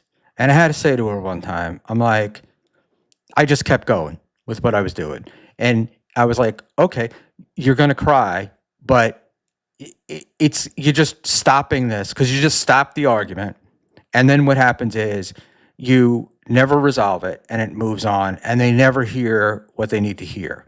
And it's the same, it's the girl thing of the crying. And if you cry, then the guy just tries to make things nice to you. And that's exactly what Karmic does. It's a fucking grift. He cries, then he gets people to tell him how wonderful he is and you're gonna make it. And then he gets back up, and then it goes back, and then he cries again, and then it's fucking Super Chat City, man. I'm gonna start crying on stream, man. Baby. Yeah, exactly. I how the hell I don't get, like, I'm very surprised. I'm surprised. Now look, Mersh is maybe a piece of shit, and I'm not arguing that with you. But Mersh would tell you he's a piece of shit. It's not like Mersh is coming to him. Mersh never came to him and said, "Oh, I'm a good guy. I'm going to save you." No, I 100%. I mean, he'll admit that I think he'd admit that he's shooting content, but I just think there has to be some sort of line. But I guess I'm wrong. So whatever. All right, I'll stand alone. All right. Shit on Mersh. I don't think you stand alone. And again, now also, I mean, Karmic's fucked up too. If he took a plane to go see her after all this other bullshit that he went through, the day before, like, I thought he was going to be on, self-deletion watch, Well, but it's better that he did, because if he's there with somebody, she'll Baker act his ass. I don't know. I mean, does anybody think when he comes back from this trip, anything's going to change? Like, we're just going to see that it's going to be like deja vu, like 3 weeks later, right? I'm expecting her to. 3 weeks that he didn't off himself, so right. we get another 3 weeks out of it, right? And look, he started it. I mean, his whole thing about Felicia asked him to keep stuff private. He decided to talk about it on air and on stream, and he basically got called out about it. But I love Tukey. I think he's probably the most talented and blah blah blah, all the ball washing stuff I can say. But I really, the other day, I was like, why are you coddling this guy with this thing? Because it's over and over and over again. Like, and if we're really concerned about him, then why are we treating him the way we treat him? It's both sides, right? So if he's a weak guy and he really needs help, then we should help him. But if he's just a fucking loser and we want to make fun of him, then it's our fault for doing it. So he's either an intelligent guy, I shouldn't say intelligent. He's either like normal or he's got serious mental problems, right? And if he's normal, he's playing us. And if he's got serious mental problems, is what we've been doing good for him? No, I think streaming is not good for him. I think this whole thing has not been good for him. But whatever. Like I said, this is I'm repeating myself again. This is on Karmax for what he's done and what he's presented, and what he shared with the world. But I don't know. Again, maybe I was still delirious from the night before, where I legitimately felt badly. No, like no listen, panhandler shtick. I felt like I was like, man, this kid, this young man or whatever, this guy is breaking in front of our eyes. Yeah, and I get that. I've felt that, right, with him, and felt it early on. And then when I've watched, this guy's had more offers of help from more people. I've never seen people in the Dabbleverse with successful people, or people that can help him, offer him more help than anybody, and all he's done is turn around and he's shit on him. And it's like he's turned it down. He's got mood swings that are crazy, and it's like, yeah, maybe you're right. Maybe streaming isn't the right thing for him to do, but I'm going to tell you that he's going to wind up with more help because he was streaming than if he would have if he just sat in that fucking trailer playing with big titty AI girls, Yeah, So, I mean, Pat, to your point, where I'm going to eat a little shit here, where I did catch Pat Dixon talking last night, excuse me, showing a clip where Karmic's going on like nobody cares, nobody loves him, or nobody likes him, it's like the other thing. And then Poper 80 sent him $50 and then offered to call him on his cell phone or voice chat or whatever. So it was kind of a weird dichotomy where a little virtual stranger offered to help and sent him $50. I'm stealing from Pat. This was all Pat Dixon's, but this is point or whatever. So right. But I mean, look, this is our future anyway, right? Like right now, if you try to get somebody into therapy, 9 times out of 10, they're going to want them to do it virtually. You want to? But not with 300 viewers like in the room. You know what I'm saying? Like No, usually it's just you and the therapist. but that's his choice. That's his choice. But the thing is with the 300 viewers is because there were 300 viewers, which I dispute the number 300 number, but because there were 300, right? He's going to get help he wouldn't have gotten otherwise. Because guys like you, somebody's going to see this and somebody's going to make a phone call to like welfare check people or his family or somebody like that. And I'll bet you what's going to happen is, if you got a hold of his family, it's probably going to be, look, he's been doing the same shit for 35, 40 years, So, but the thing is, we keep, I'm going to say you, but we, per Deb in here is the right thing. Everybody keeps treating him like he's 41 years old. He's either got to stand on his own feet or he's got to do something else. He can't continue this way. And this fucking continually coddling him, it doesn't make right. I want to say, I want to read Affy's chat. Schmuel keeps saying Karmic is talented. Fake music, zero broadcasting ability. Where is his so-called talent? And Affy, I think he has broadcasting talent. I don't think he's doing much with it. And the AI work that he did is talent, right? Like, it may not be the greatest thing in the world, but there is some talent. People certainly like Ghost Party a lot more than the other fucking AI music I've seen. But the deal is that's what I was saying earlier. If you have talent, you have to work on it. And you have to do things with it to get more talented or to perfect your talent or to hone your skills. And he's not doing any of that. It's just, oh, look, I came on air. If I get drunk, if I cry, if I act the fool, people are going to send me money. So I get drunk, I go on air, I act the fool, people send me money. But at the same time, we're now noticing that he's having like a fucking mental breakdown at the same time. So, and NJ Ranger asks a really good question, which is, I wonder if people would react the same way if he didn't look like he was 21 years old. And I agree. That's the No, it's a good point. He's gonna take this as me shit on him, but he is naive and he's emotionally immature and inexperienced for a 42-year-old, or 40, however old he is. I mean, it does. I just called him a kid 10 minutes ago, and it wasn't like a diss. It just he gives off that impression because his life experience is just so much different than the majority of grown men in this universe, or just all around. Actually, I'm going to read this, guys. AB, this small town thing is such a bad excuse. Is everyone in his town weep and drink every day? I doubt it. And a lot of very successful people have grown up in these tiny, small towns, and this was the norm for hundreds of years, right? And you make adjustments.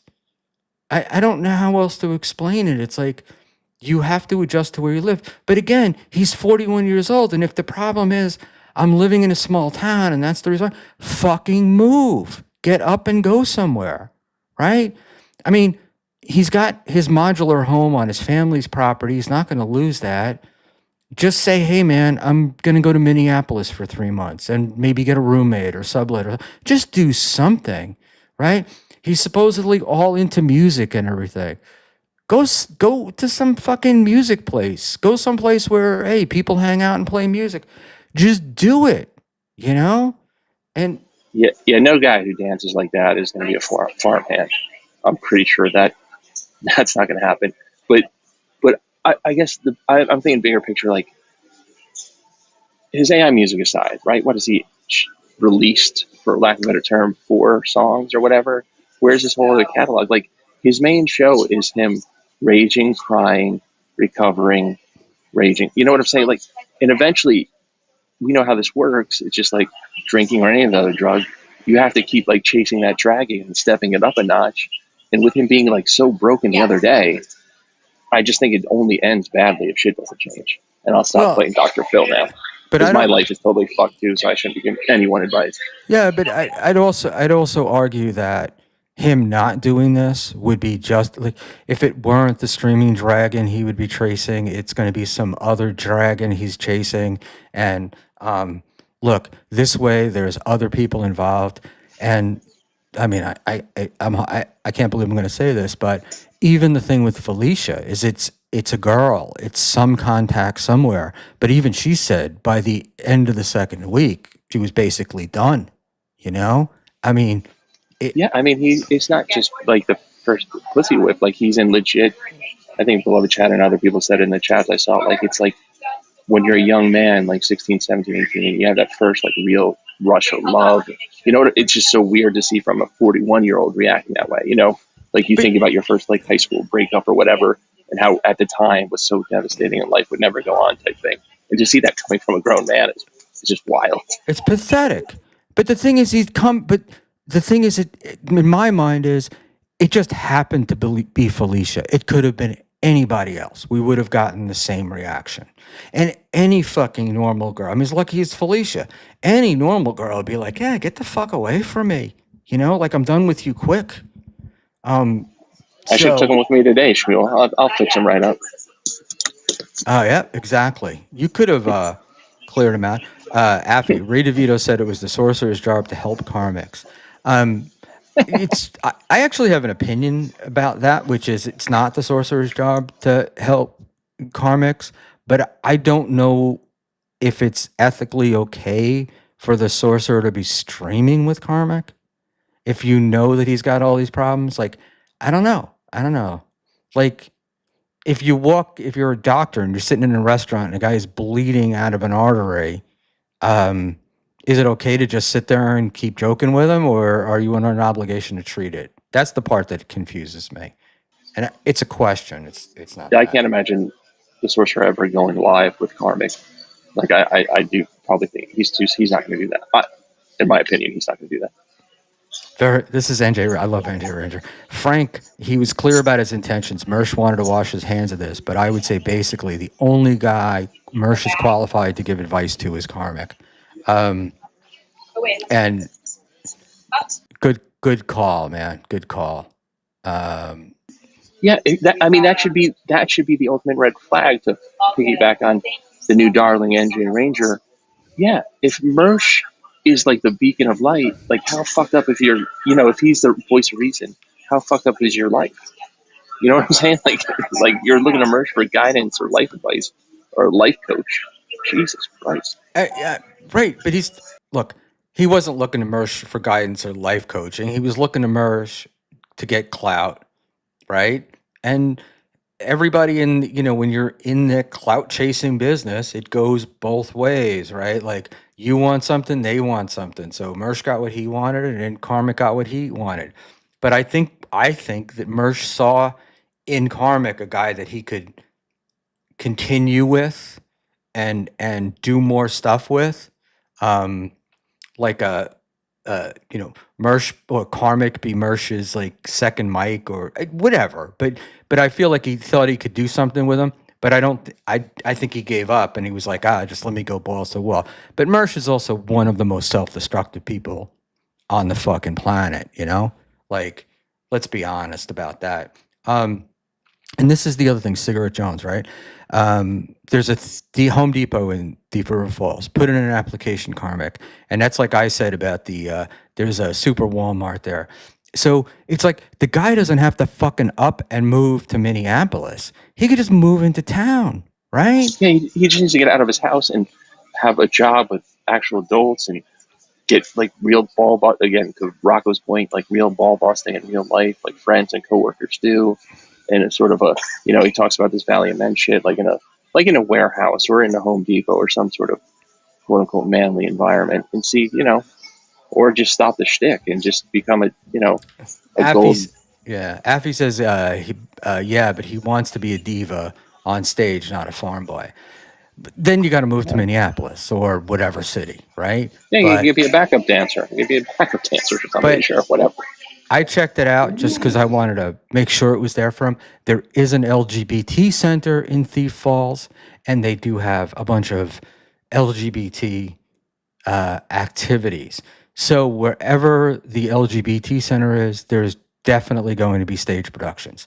So he would have. So we're going back to his gay thing. Is that what? No, not at all. But just that he would be able to fulfill his. His stage bug, his dancing bug. He could be out, like if I don't, is it stereotyping gay people to say that they like their theater and stuff? But he would be there. And I got to answer this one on Dr. I'm like 7 minutes behind in this chat. Dr. Chow, also calling someone talented is nonsense. Be more specific. I think I was. And I don't think that what do you call it? Calling somebody talented is nonsense. And when I'm saying somebody's talented on a guy like Karmic, I'm gonna go. I look at a guy like Karmic and I say, this guy could do something with this. This is somebody that could go forward. I see like an Aaron Imholt. He's got the radio shit down, right? He could do it. I don't know if it doesn't I think mean he's they're a lot good or bad people. It just means that I think that they're capable of performing this task. I mean, I think he's got the radio stick down as much as like Mersh does, where they have the voice that does a lot of the heavy lifting or whatever, right? But I don't know how good of a broadcaster Karmic is. I mean, again, hypocrisy police. I'm sitting in an airport talking to you, so I shouldn't really be making these kind of calls. I do think that is it maybe Melton, and I'm paraphrasing, but it was like, God, imagine that voice in a real body, like, or in a brain that somebody could do it with. So I'd give my left nut for that voice. So I know. Hey, Dr. Chow is a great question. I mean, Ninja Ranger 201 is a great question for Dr. Chow. Chow, who do you think is more talented, Carmax or the final boss? Boom. You don't magically wander into theater work. People go into poverty for years to get any actual work. He's not a dancer. He's a fool with a webcam and a chair. You guys got to get tethered to reality. RMP, I think you're missing what we're saying. We're not saying move into Thief River Falls and you're going to be able to dance professionally and make money at it. We're just saying that you'd be able to get on stage. Obviously, going to have a fucking job. You know? I didn't take it as he was going to join Cirque du Soleil or be on Broadway, just like community theater or something that he enjoys doing, where he could also socialize and have sort of a creative outlet, not be a Broadway star or something like that. Right. We're not. And if I gave off that impression, I apologize because that wasn't what I intended. I just meant he could go into town. There's a community of people, and I'm sure there's going to be community theater and stuff like that, and he could get to scratch that itch that he has. Because it's got to be better having 25 people. If you really want attention, it's got to be better having 25 people in the audience that you can see than 200 on YouTube that you have no idea, except the 200 on YouTube throw money at you. Final Boss and Karmic will live together and come out together in 12 months. That's all I know. Are you ever going to have Final Boss on? Wasn't he streaming today? Didn't he do his own stream? Like a gaming stream, and then Carmac's called or something? Or yeah, I got to tell you. So, we could get the Final Boss. The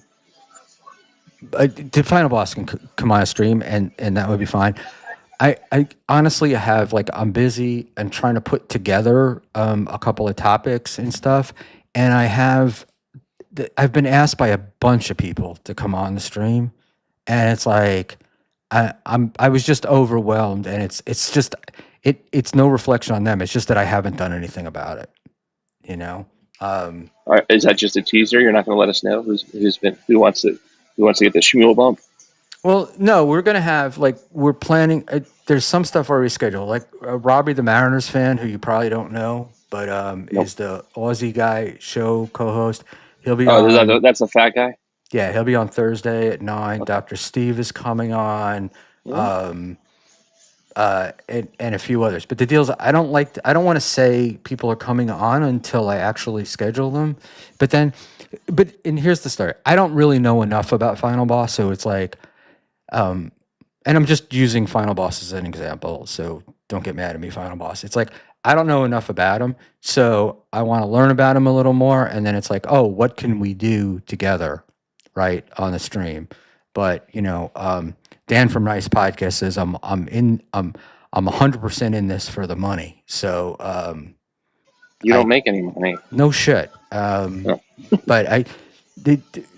it was very funny. So you have to listen if you didn't listen to Tukey on Saturday. And I don't ever listen to that Muppet. I got a real problem with him too, but we'll save that for another stream. So yeah, he went over. Dan did the stream. Oh, you saw it. I just saw it tonight. Where Dan did the stream on me, and a couple of weeks ago. Yeah. Just saw it today, and I'm laughing my ass off because it's I don't think he gets it. I don't think he gets it. But I had to laugh at Tukey when they were calling him OnlyFans Dan, because he's got the OnlyFans fluorescent thing behind him. So OnlyFans Dan is hilarious. And Real Media Player. All right. I know exactly where this is going. Getting a job means getting clean. Getting clean is a massive undertaking. It's fantastical thinking that he's employable without months of getting his shit together. He's volatile and a liability. We don't disagree with you, RMP. Well, I do somewhat. I mean, I was a massive functional drunk. I made some of the most money I ever did in my life when I was fucking having bourbon for breakfast. But I don't think Carl was the same guy. So, but I mean, it is possible to be. There's tons of addicts at work every day. But yeah, but the thing is too is we're not looking for the guy to be assembling NASA rockets, right? Home Depot's got every fucking loser on the planet working in it, or Walmart, or any of these places. I think our point is that living in the modular house on your family's property and complaining about it is bullshit. That you need to get off your ass and do something. I mean, I agree with Real Media Player that he needs to grow up and start acting, be a grown man. I mean, I think everybody agrees on that he needs to get off his mom's property, go out on your own. Like you said, even if you have to get a roommate, go to a different town, even if it's 50 miles down the road, and just kind of branch out a little bit. Yeah, it's way beyond time for that. Yeah, 100%. It is. And so I am a panhandler, the NJ Ranger panhandler with the knowing chuckle. Dan gave you $3 if you get on the Dan wagon, you'll make it dollars.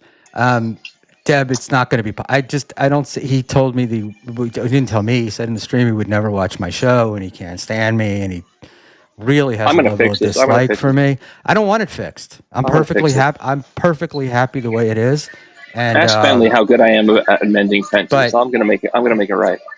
right. But the thing with Dan and this is what he did. This is what I think created the rift between us was he got mad because he said I cut him off on a topic when he was on my stream, and the topic was he was saying shit about the sorcerer, but he was saying what the sorcerer's real name was and some other things, and I felt like it was reaching doxing, and I didn't want to go there.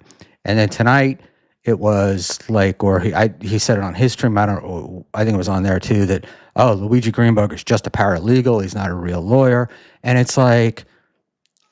Look, man, if you have facts of that, that's cool. And then, but there was hold on, this, has Luigi showed you his law degree? but You know what I'm saying? So it's kind of it does cut both ways. The answer is, I know 100%, without any question that Luigi is an attorney. So, A bar certified attorney. A quite good bar certified attorney. Okay. And he was found he was found before he wasn't a Dabbleverse attorney. He was found and then came into the Dabbleverse. But I don't know what it was, and this is what I was pissed off about with Rochi with the thing on Saturday night was I didn't care that I wasn't happy about it, but I didn't care that Rochi fucked me, but I cared that he lied about it. That was the part. I cared that he said that I called Ashley a dummy, and I didn't. And it's like she's a dummy. That may be true, and that may be your opinion, but it's not what I did. So then that was presented to Ashley, saying that I called her a dummy, and then so it's like it's just not something I would do. And it's like, look, if you want to fuck with me, you want to say anything about me, I don't care as long as it's true. If it's true, that's fine, but don't try to ruin relationships that I have with other streamers and shit based upon a lie. And there was, and I don't even remember what it was. It couldn't have been that important, but there was some point where Dan said, I have here something like, I never accused somebody was paid. And I don't know. I've heard that Dan said I had pizzas delivered to his house. Lie. I've never had anybody send anything. I'm also too cheap to do that. I don't. Everything that I say on here is either 100% true or is a mistake that I am happy to correct. But I don't make accusations unless the accusations I know to be fact. All right? And so... But that's Dan's whole shtick, is being like the straight man with kind of these crazy, like, statements or over the top kind of either. Well, they're not platitudes. It's not over. If it's over the top, that's great, right? Exaggerate all you want. Don't lie, right? Don't just make something up out of whole cloth. Everyone lies in this universe, though. This is such a weird stance to Who take. lies in this universe? Tell me.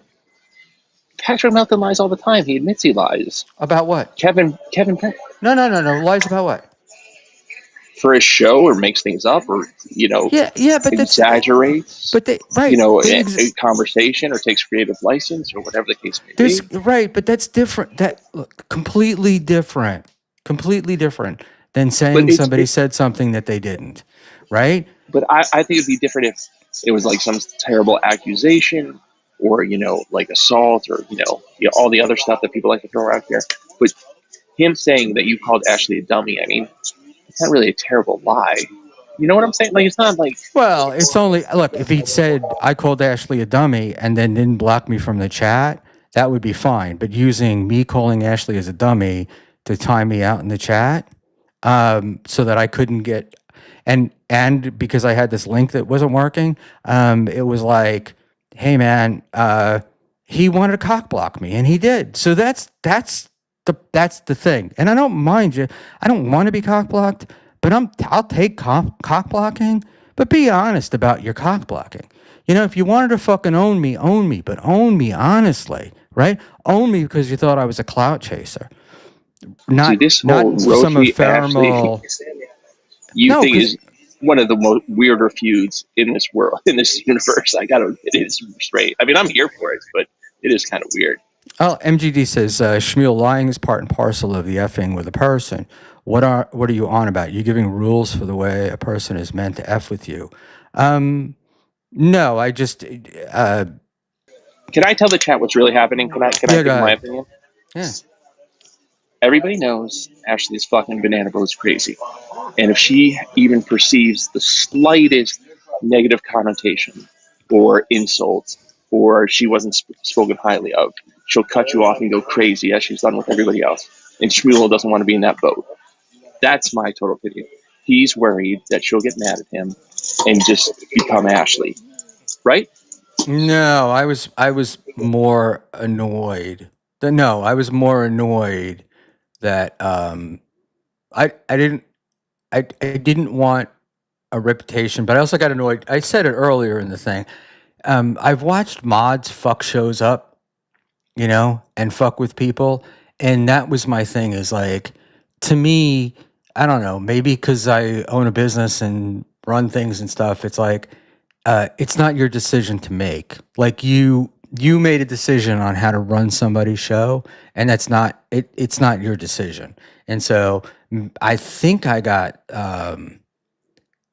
tough, or upset, whatever the word is, went spurgy or whatever, because I thought of my own experience where one night for some reason we had 3 mods, and the next day it was like everybody's complaining about getting blocked, and then I see, you know, they're fighting, and then I've seen other shows where mods start blocking each other, then mods start doxing, and it's just like, oh my God, like, you're there to help. You're there to help. You're not there to be controlling. So maybe I'm naive and wrong, and I'm admittedly naive, but you know, that's the way it is.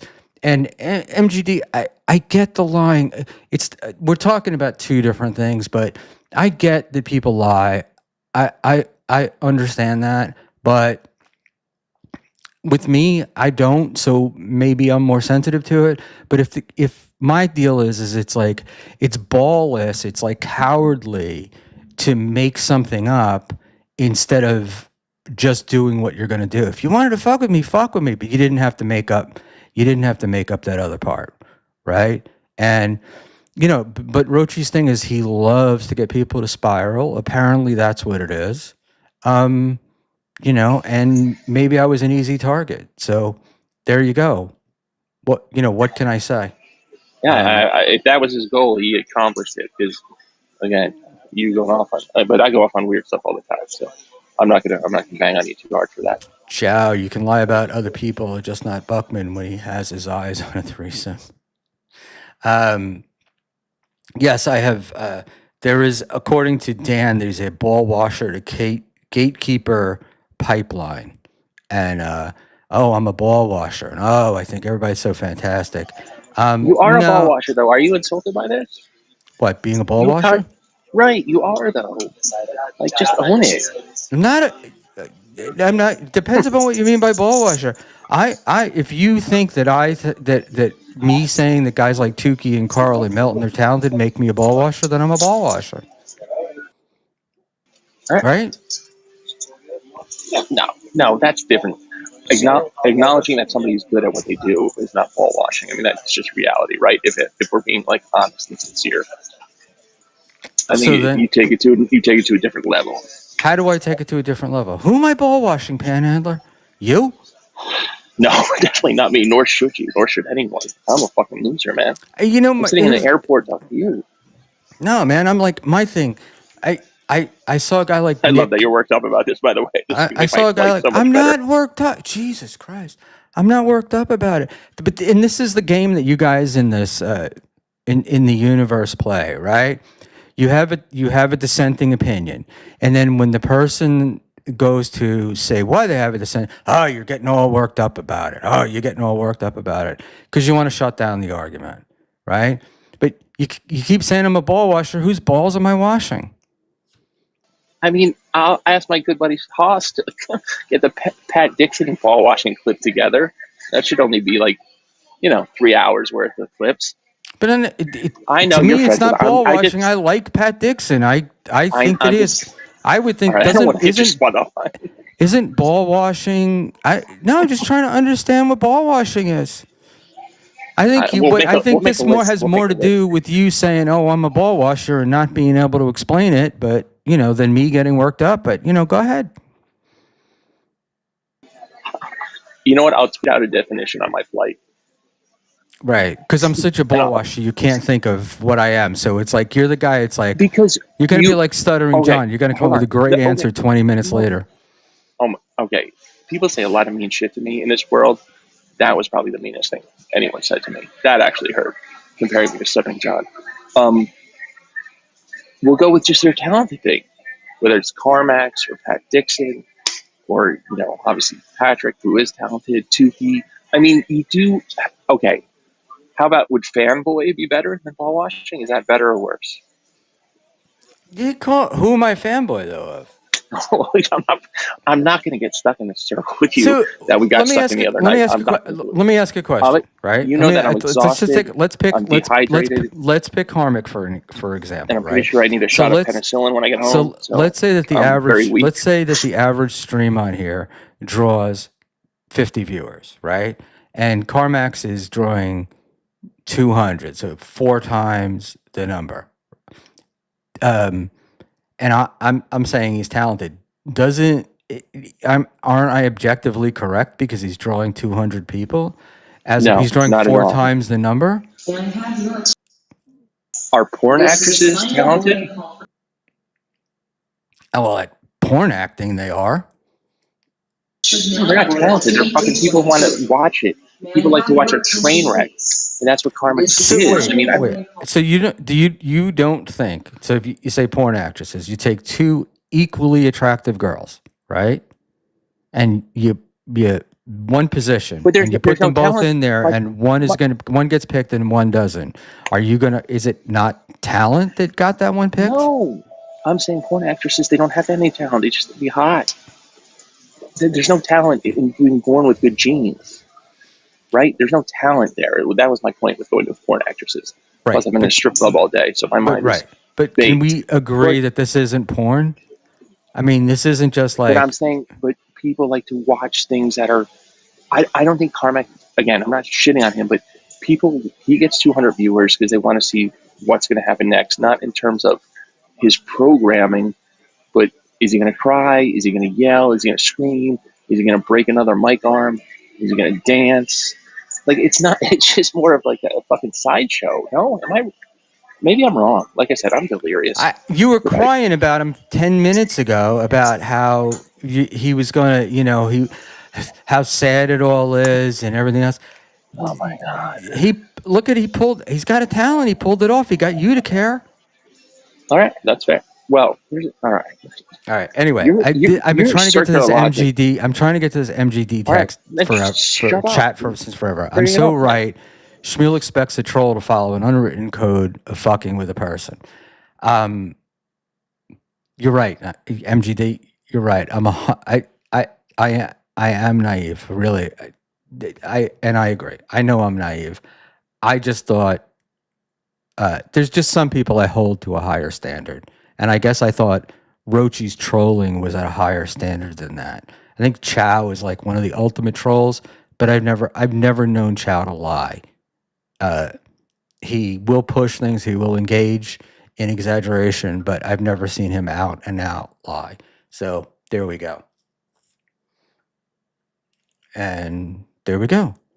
Dr. Chow, poor moderation ruins a great chat. Anyway, man, I got to go to bed. So let me let you go. When is your flight? I got a couple hours still. Like I said, I left. Listen, this is going crazy. I'm going to hang up or disconnect or whatever. All right. Go to sleep. Sorry. All right. See you, man. Bye. All right. So Doom says at the end of the day, Schmuel had no business going on the stream, and that didn't happen. Success for all. And all I'm saying to Doom is, Doom, it wasn't your choice, and it wasn't Rochi's choice, right? So they made the choice for her. But I don't know. You're really good. Your work is excellent. We love it. If you were trying to do something and you got cock blocked, how would you feel? Would you think that was a-okay and just live with it and not say anything? It's fine. I mean, we have different ways. People have different responses to different scenarios. I just thought if Rochi was going to fuck with me, that Rochi would just fuck with me. I didn't know that the way that it occurred. So I apologize for thinking about that. Ashley is prettier than ever. Let's stick to facts. I think Ashley, I think Ashley looks great. My real intention was I wanted to get on with SJ. Didn't think it would be disruptive. Thought it might actually help. And, there you go. But there we go. Oh, here we go. You're a heavy ball washer, but you just started your accent into gatekeeping. Ascent, I think you mean. But hey, do me a favor. Explain to me what ball washing is, because Panhandler couldn't do it. And here's the real Schmuel, and that's from 7 minutes ago. So I'm going all the way down to the end, and then we're going to wrap this shit up. In my opinion, it was just going to derail. So it's all moot after that. Ashley is doing swell.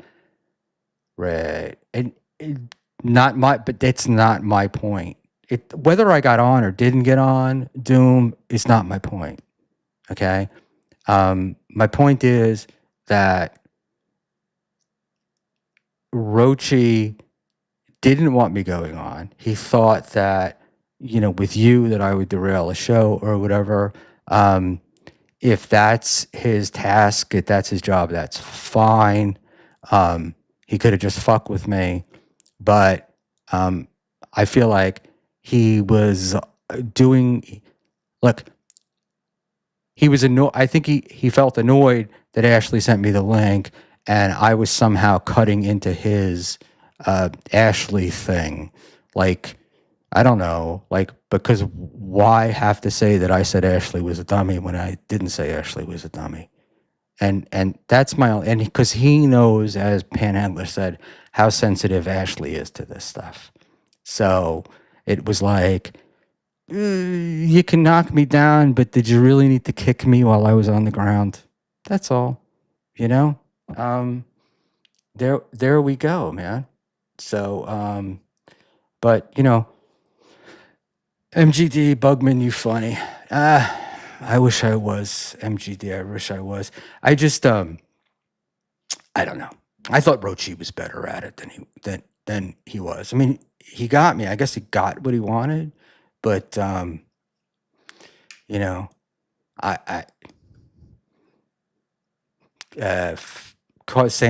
whatever, making up what I said below the belt kind of thing. So I didn't think it was fair among our rules, but we don't have any rules. You were injecting yourself into a situation you didn't belong, felt clout chasing.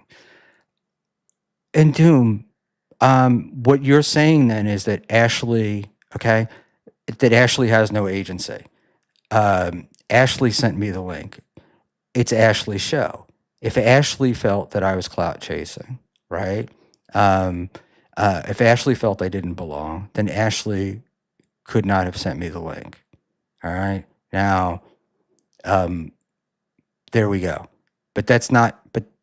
But that isn't what happened, and I don't think I would have been. And maybe it was clout chasing. I'm not going to disagree with you. I was trying to get on with Stuttering John. I'm not an idiot, but I was, I had my reasons, and my reason was I'm trying to I wanted to get him to know my name so he would know more people, so he would be more willing to go on more shows. But you know, that's that's what it is. But your deal is, you decided, you know, or Rochi, I should say, decided that I was injecting myself, that I was clout chasing, that I were doing these things, and he blocked me. And it was fine. He did that, and that's not why I got upset. I got upset because he needed to make up a reason other than if he'd had the balls to say, you were injecting yourself in a situation where he didn't think I belonged and he was making that decision, I would be fine with it. Right? And it's sort of been the whole thing that I've done since I've been here, which is like, look, if you want to fuck with people, but at least, you know, be honest about what you're doing. That's all. I don't know how else to explain it. Ashley might have a different opinion. I don't know, but you weren't needed that night cloud chasing. But it's Ashley's decision.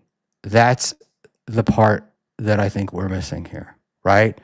It's if I make a decision to have somebody on a stream and my mod prevents that from happening because they didn't think that person was worthy of being on the stream, then they're running the show. So then I might as well just let them run it, right? And that's what I'm saying. And whether it felt clout chasing or not, that's not the issue, right? The issue is who runs the channel, who runs the stream. Does the mod run the stream? Does the host run the stream? Do they run it together? You know, how does that happen?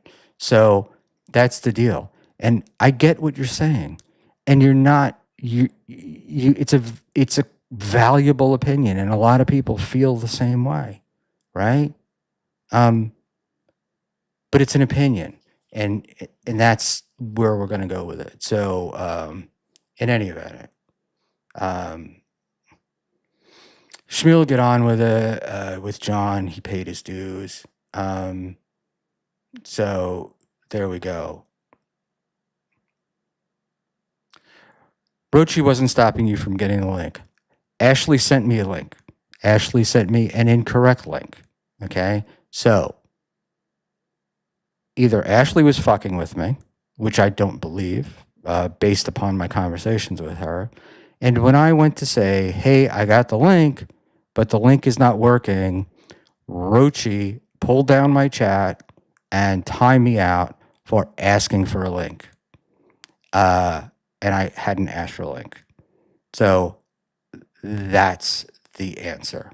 So it was a combination of things, right? But Ashley talked to me the next day. I talked to Ashley, and you know, Rochi wanted to do his thing. So let's not play the game, right? That Rochi didn't stop me. Rochi would not let me chat, right? You guys, you're all pissed off whenever somebody gets fucking blocked in chat or timed out, everybody gets all pissed off. But, you know, in this case, hey, it was a good thing. He was protecting her. I don't know. The fuck, right?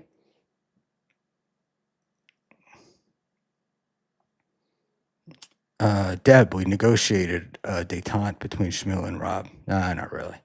And so, wow, thank you, Spurg. I'm 4 away from 500.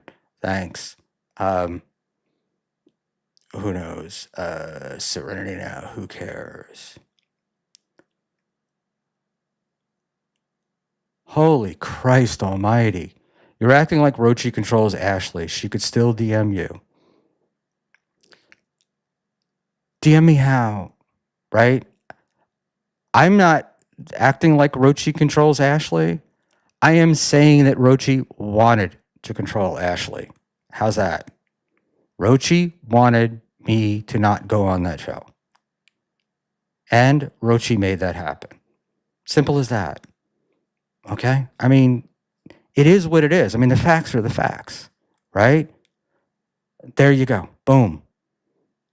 And so either Rochi and Ashley are in cahoots with not wanting me to go and just decided that they were going to fuck with me, or Rochi timed me out in a chat because he wanted to handle Ashley, and he thinks he knows better than she does how to run her show. So either way, I'm not mad at Rochi. I'm only upset that he said that I was a dummy. I mean, he fucked with me. I get it. I understand that. And Schmuel, you're walking around in circles, digging yourself a deeper hole. Go to bed. Yeah, I know you're probably right. It's just it's fun to me because Rochi occupies a sacred position around here, and you know, what can I say? I'm an idiot. So there you go. Good for him. Good for him.